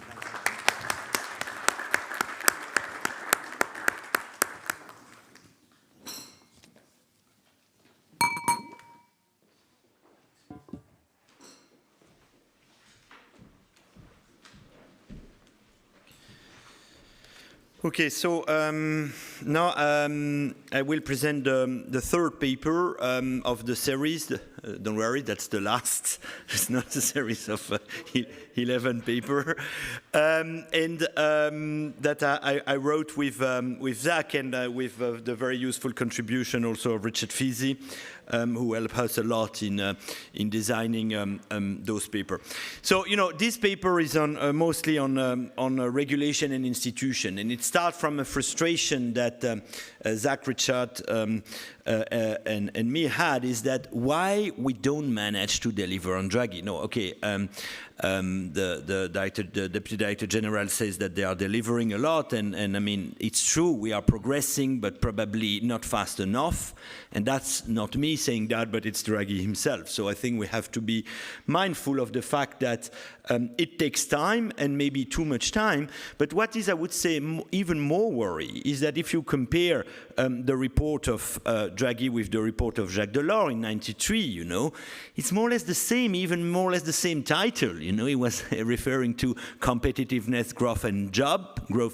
Maybe no job has been removed, so maybe we don't care anymore. I don't know, but you know, a lot of recommendations that Delors did are the same, and yet we are here 30 years ago, or 40 years ago after, and we are still asking ourselves what to do. So basically, we think that we need to think harder at the ability and the incentive of the governance framework in Europe and in the member states to deliver those recommendation. And the paper is has some recommendation on two aspects, on regulation first, and so here I can be fast because I can free ride in a way on the previous debate, and on institution. On regulation, we have really 4 points. One is that innovation, and it's good that we had this innovation discussion on objective and metrics, should be more present as an objective of the law, you know. No, sometimes it's there, sometimes it's not, sometimes it's implicit, sometimes it's explicit, but we think that it should be explicit, and also that we have to have metrics so we can measure whether indeed we achieve those objectives or not. So that's the first. The second recommendation regarding regulation, it's more regarding regulatory design, and you know, to have a kind of good regulation. And a good regulation is a regulation which allows the single market, because, you know, let's be clear, I mean, we will not have a single market without regulation. okay?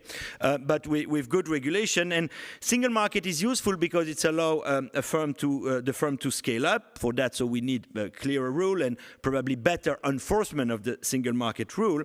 But also another thing that we should do, and maybe do not enough in Europe, is not only to scale up for firm, but to scale up regulatory success. I mean, because we know when we speak about Europe, and it was mentioned before, you know, some member states are extremely good at delivering on innovation and on competitiveness. And maybe what we are not good at is to scaling up those success. Now, on digital sovereignty, I will not come back on it, but I think the point, as Zach was mentioning, is that we have to do a clear cost and benefit in the short term, but also in the long term, as we have discussed. And, you know, maybe too often we only reason in the short term, but we also have to have a long-term approach, like, for instance, the Chinese managed to have. No, I don't see that we need to replicate their industrial policy, but one thing what I admire with China is that they are able to think very long term, you know, and that's one of the explanation of their success, I would say. The third element next to innovation and regulatory design is regulatory making, how you make law. And here really, I mean, we have those better regulation guidelines since now, I think nearly 20 years. But we think the problem is that they are not sufficiently well implemented. You know, we focus on numbers. And again, I mean, it was interesting to hear Renate to speak about 5 billion saving in the omnibus.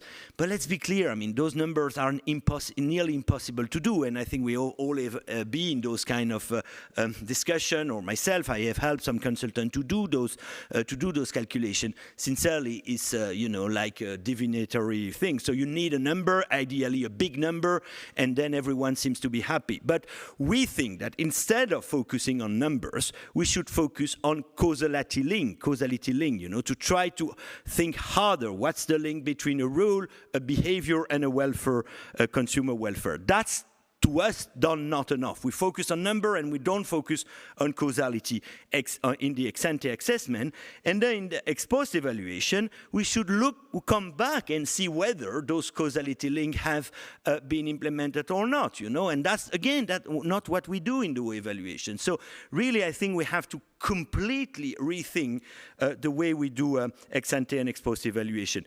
And one thing which could help in doing that better is to have more independent authority within the Commission and outside the Commission doing that work. So the Regulatory Scrutiny Board within the Commission is an important body, but the problem is that they are clearly understaffed, you know, and so they cannot deliver on everything they are asked to do. And at the end of the day, you know, it's a political decision. So if the Regulatory Scrutiny Board isn't happy, but, you know, the college wants this, it will happen. Big test case, as we know, is the Digital Network Act. No.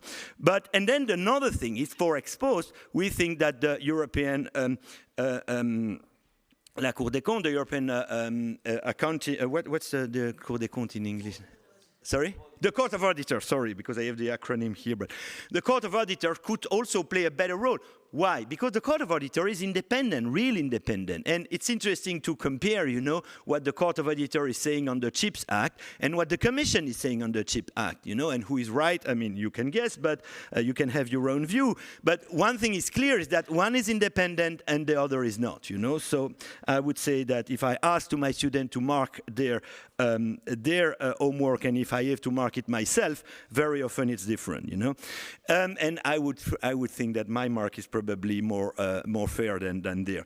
And the last thing is on regulatory implementation, and there really, I mean, this is something, an idea that we have pushed at CER since a long time now, is to, and in fact CER is that, an ecosystem of actors, you know, where you have the big firm, the small firm, the regulatory authorities, the agencies, to try to, and the consumer association, civil society, and to try to come with recommendations which we think are sufficiently, I mean, not fair, but are implementable because are owned by the actors, you know, and you know, in such a complex environment, you know, I don't think you deal with complex environment with more complexity in the rule.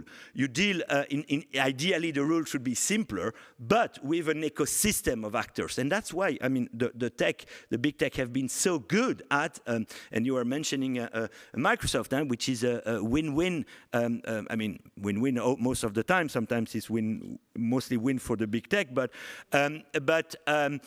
where, you know, everyone is involved in the system. Okay, so innovation, better regulatory design, better regulatory making, and better regulatory implementation. That's for the first part on regulation. Now, on institution, which is probably, of course, a little bit more delicate, because we know that every time you discuss institution, it's becoming more complicated. And let's be clear, you know, the goal of our report is not to say we should end up in institutional battle and not the rest, because that would be the disaster, you know. And I know how we know how institution is complex, but still we think that we need to think about there. And there, I think we have three main proposals. One is a better coordination, and I think everyone agree, and Renate also said that in the context of the digital fitness check. I think they will look at substance, but they also will look at institution, if you look at the call for evidence.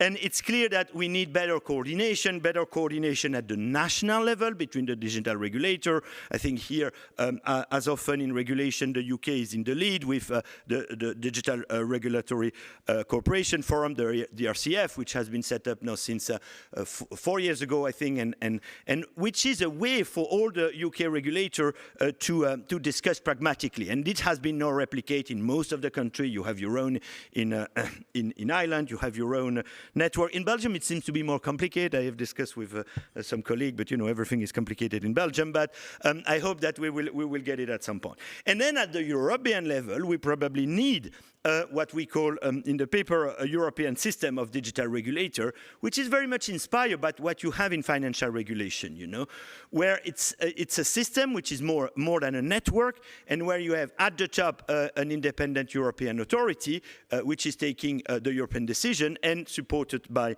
a strong national authority. Now, the next issue, next to coordination, is the next Commission, and that's probably where our proposals are a little bit more controversial.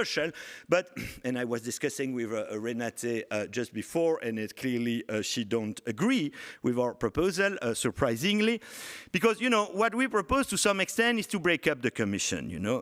Instead of breaking up the big tech, maybe we should start by breaking up the Commission. And let me explain our idea. The idea is that the Commission has acquired more and more role over the years, you know, and there is more and more, and that's good. I mean, that's the reflect, and that's what Renate told me. It's good. Yes, it's good because it's. I mean, for the people who believe in Europe, because then it means that we are integrating better.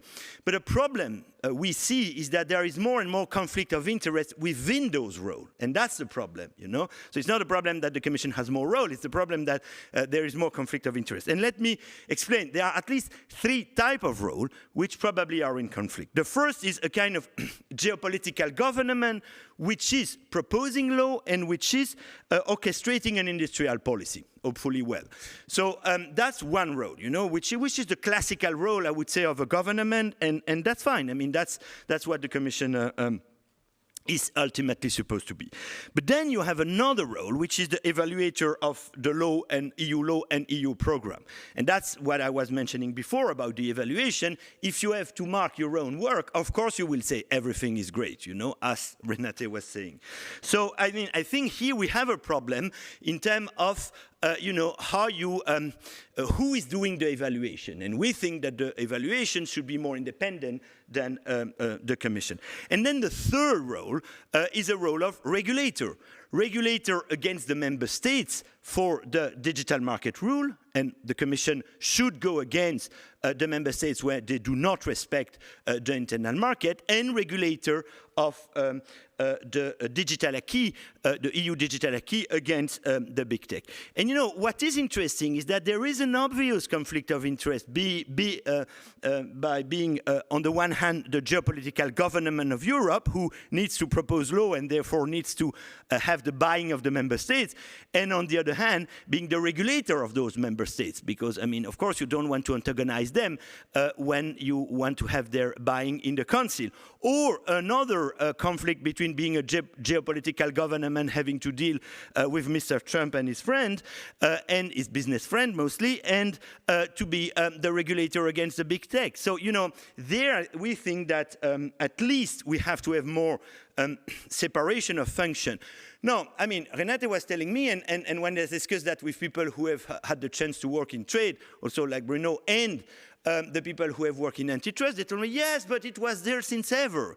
It is true, but the time of the 80s, the 90s were completely different, because first, the Commission has much less regulatory role, and second, the world was much less turbulent in terms of geopolitics. So I don't think that what was good in the 80s and the 90s is necessarily good today, okay?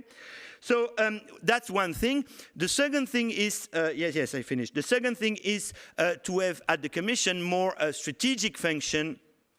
We think that is missing, and internal expertise. I mean, the Commission has outsourced too much expertise, and it's not the fault of the Commission. And let's be clear, it's the fault of the Council and the Parliament who decide the budget of the Commission.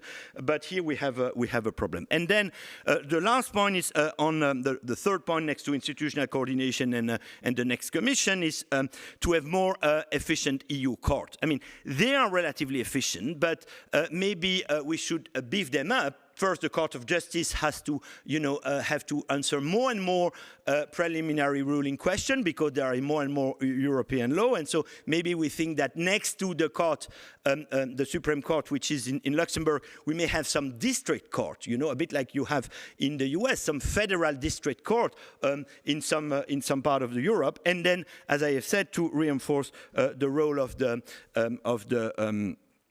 Court of Auditors in terms of evaluation. So, we really think that we would need that. So basically, what we are calling for is a second report by Draghi on governance and institution to deliver what he wants to deliver. And, if we don't do that, the risk is that we will have maybe in 5 years or in 10 years a Meloni report, because it seems that the Prime Minister of Italy then, when they finish, they do a report for the Commission. So the Meloni report saying the same thing than the Draghi report, which says the same thing that the Monti report, which itself saying the same thing that the Delors report. So, I mean, if we don't think harder on those institution issues, we think that we will never deliver on Draghi. Thank you very much.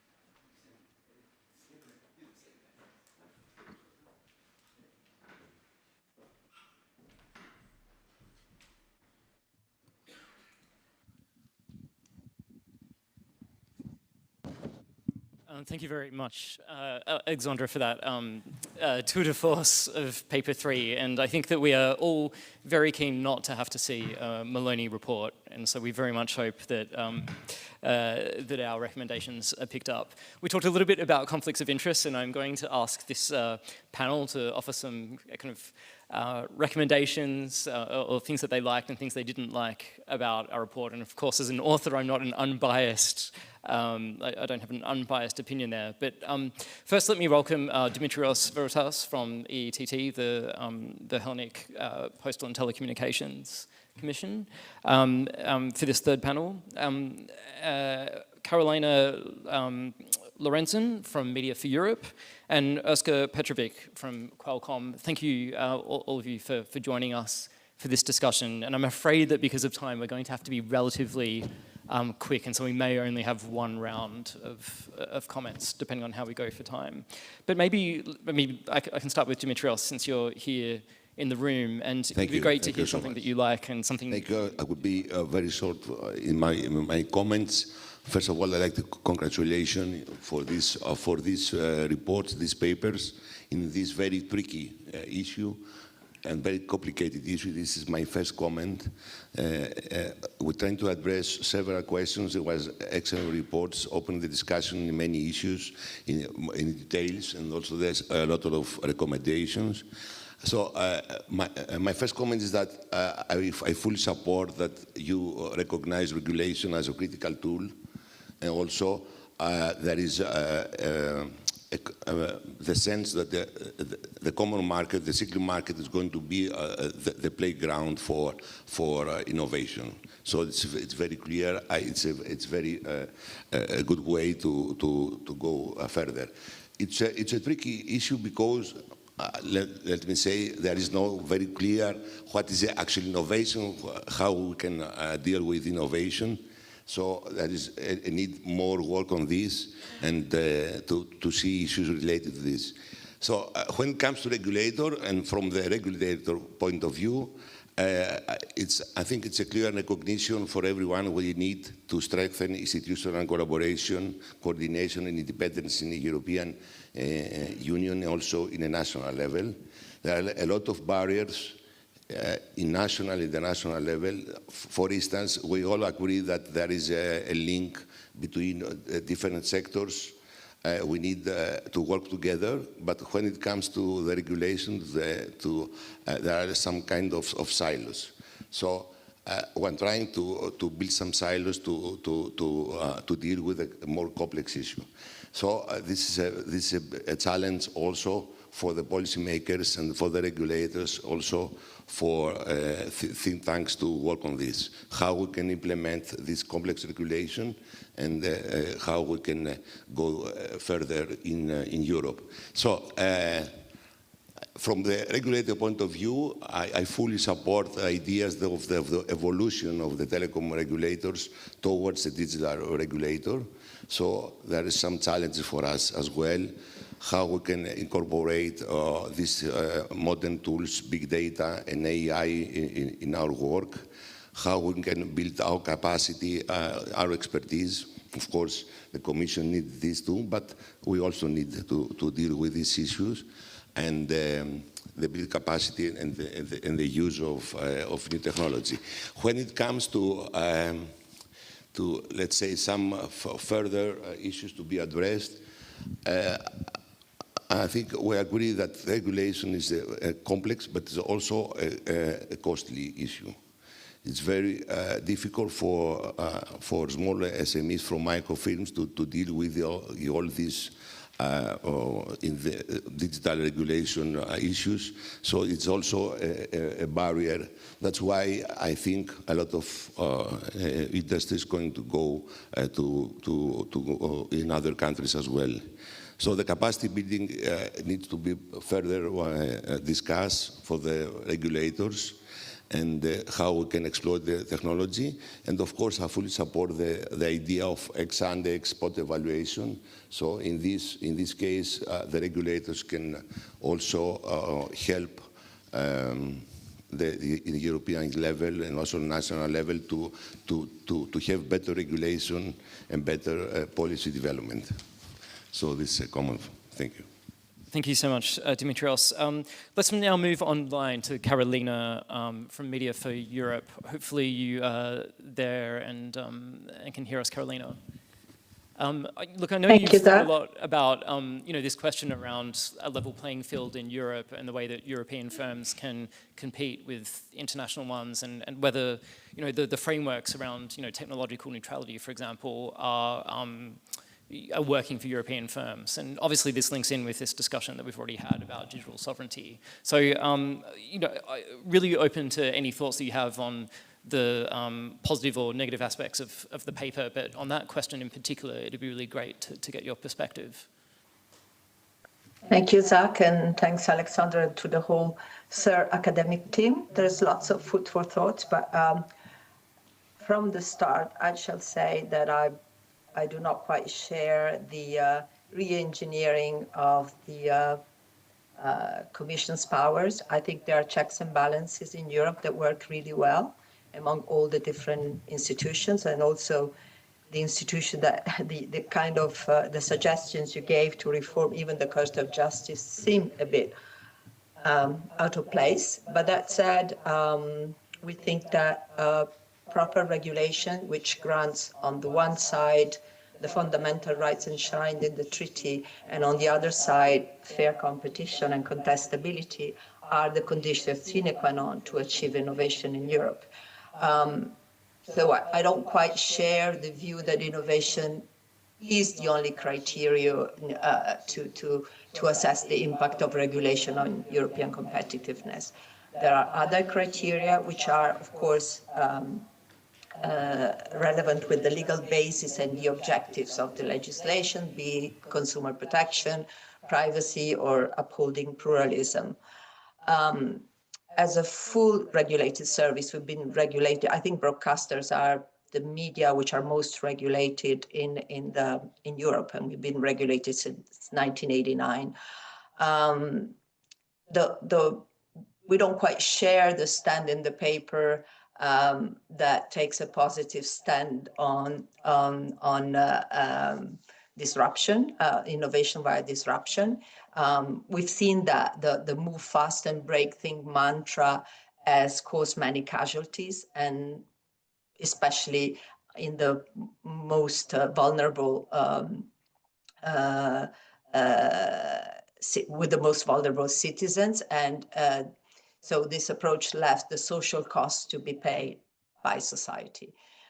For example, we've seen now that the financial scams, which are nothing but paid for ads that proliferate on digital platforms, the cost of indemnities is not on the platforms, but rather on the banks.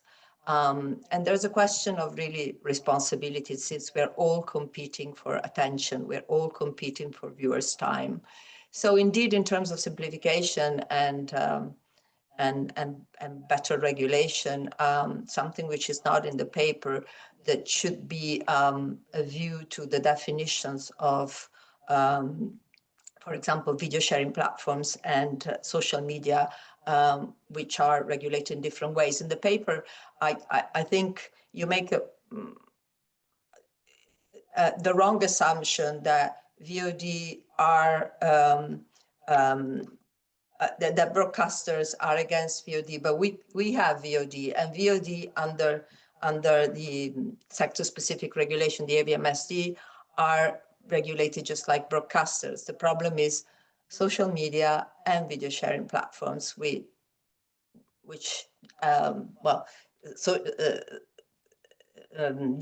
sharing platforms are, now I don't want to get into the details, but it's basically a question of defining who is responsible for what.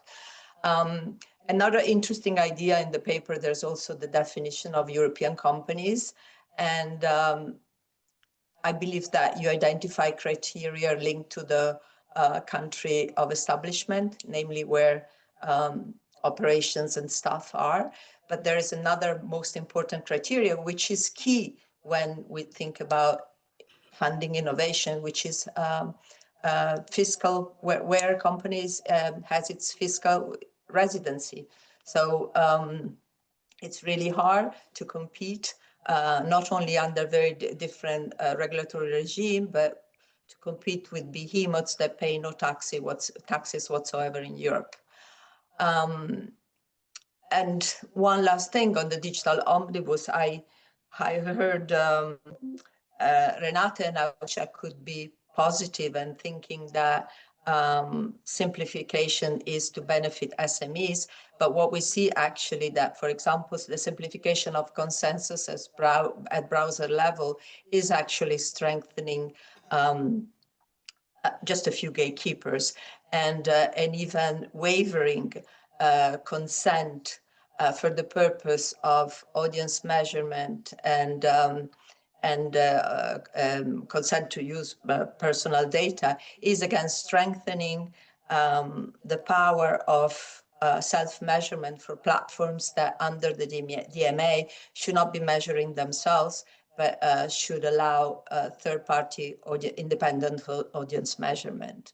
So there are lots of, I mean, simplification should not be a means to strengthen the power of existing, I should say, very large online platforms or gatekeepers, but a way to provide really level playing field and better equitable consumer protection to all. I'll stop here, but on a positive note, I should say there are interesting suggestions on, for example, the consultation process. But in my view, for example, now going towards the revision of our landmark regulation on AVMSD, we have 3 consultations prior to the Commission presenting its own impact assessment. So having an extra step, as suggested in the paper, for the regulatory board scrutiny. So before the impact assessment is sent to the for scrutiny of the regulatory board, having another consultations will bring that to 4 consultations. I think we have too many consultations, and there is no, in my view, in over 30 years of doing this job with the Commission, I don't think there's a lack of transparency. There's a possibility for all stakeholders in society to have a say.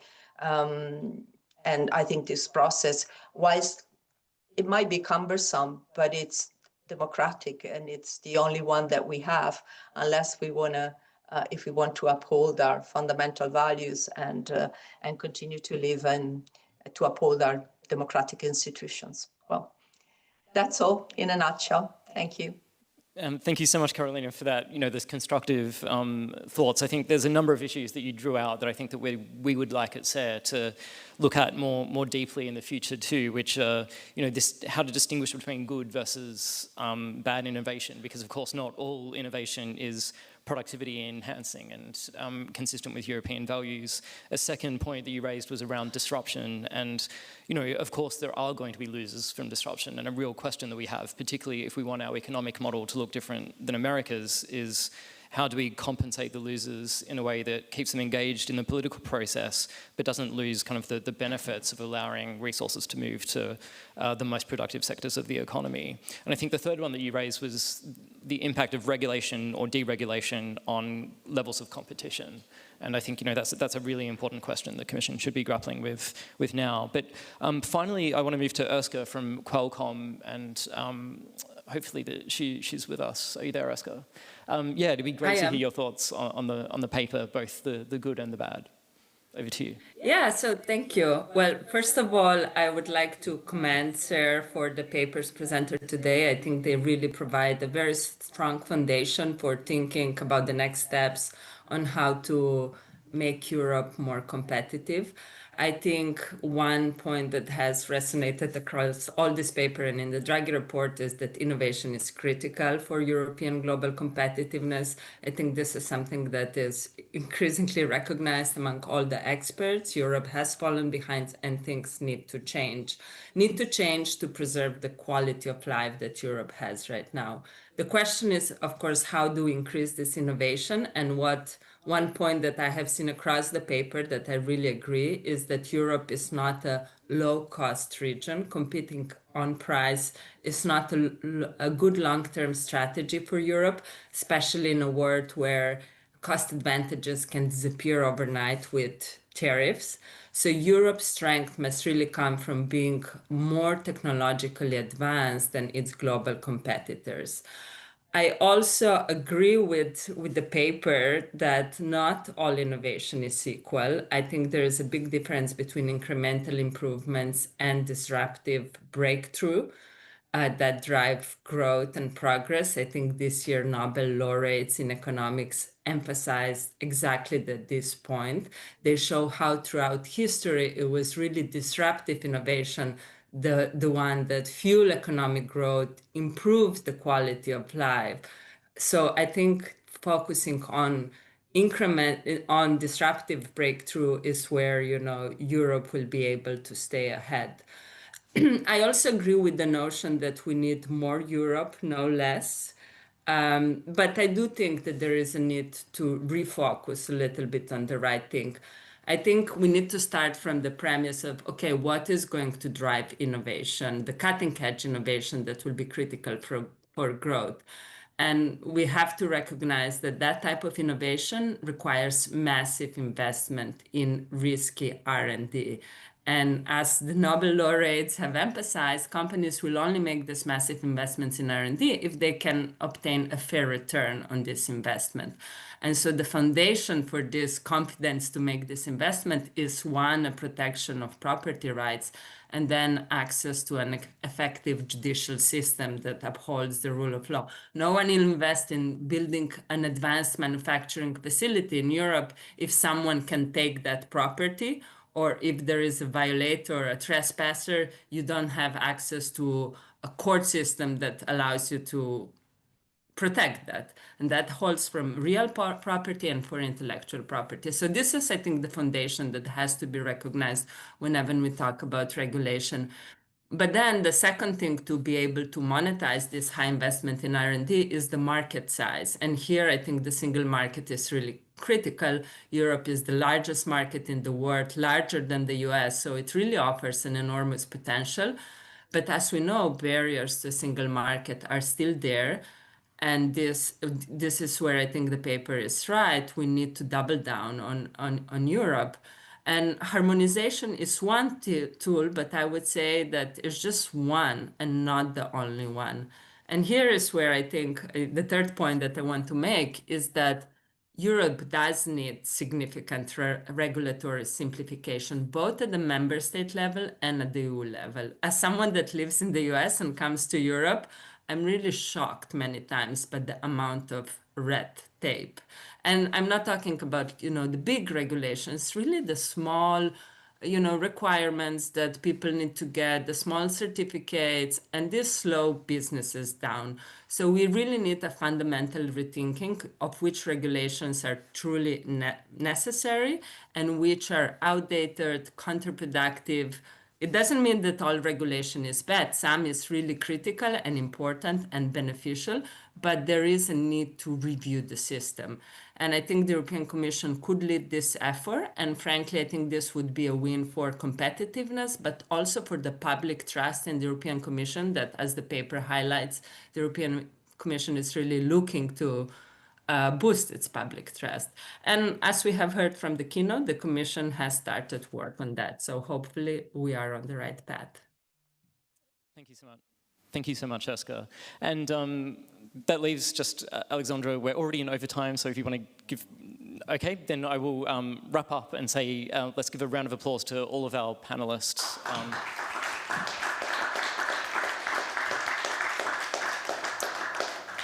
That brings us to the end of the event, so thank you all for staying with us a few minutes over time.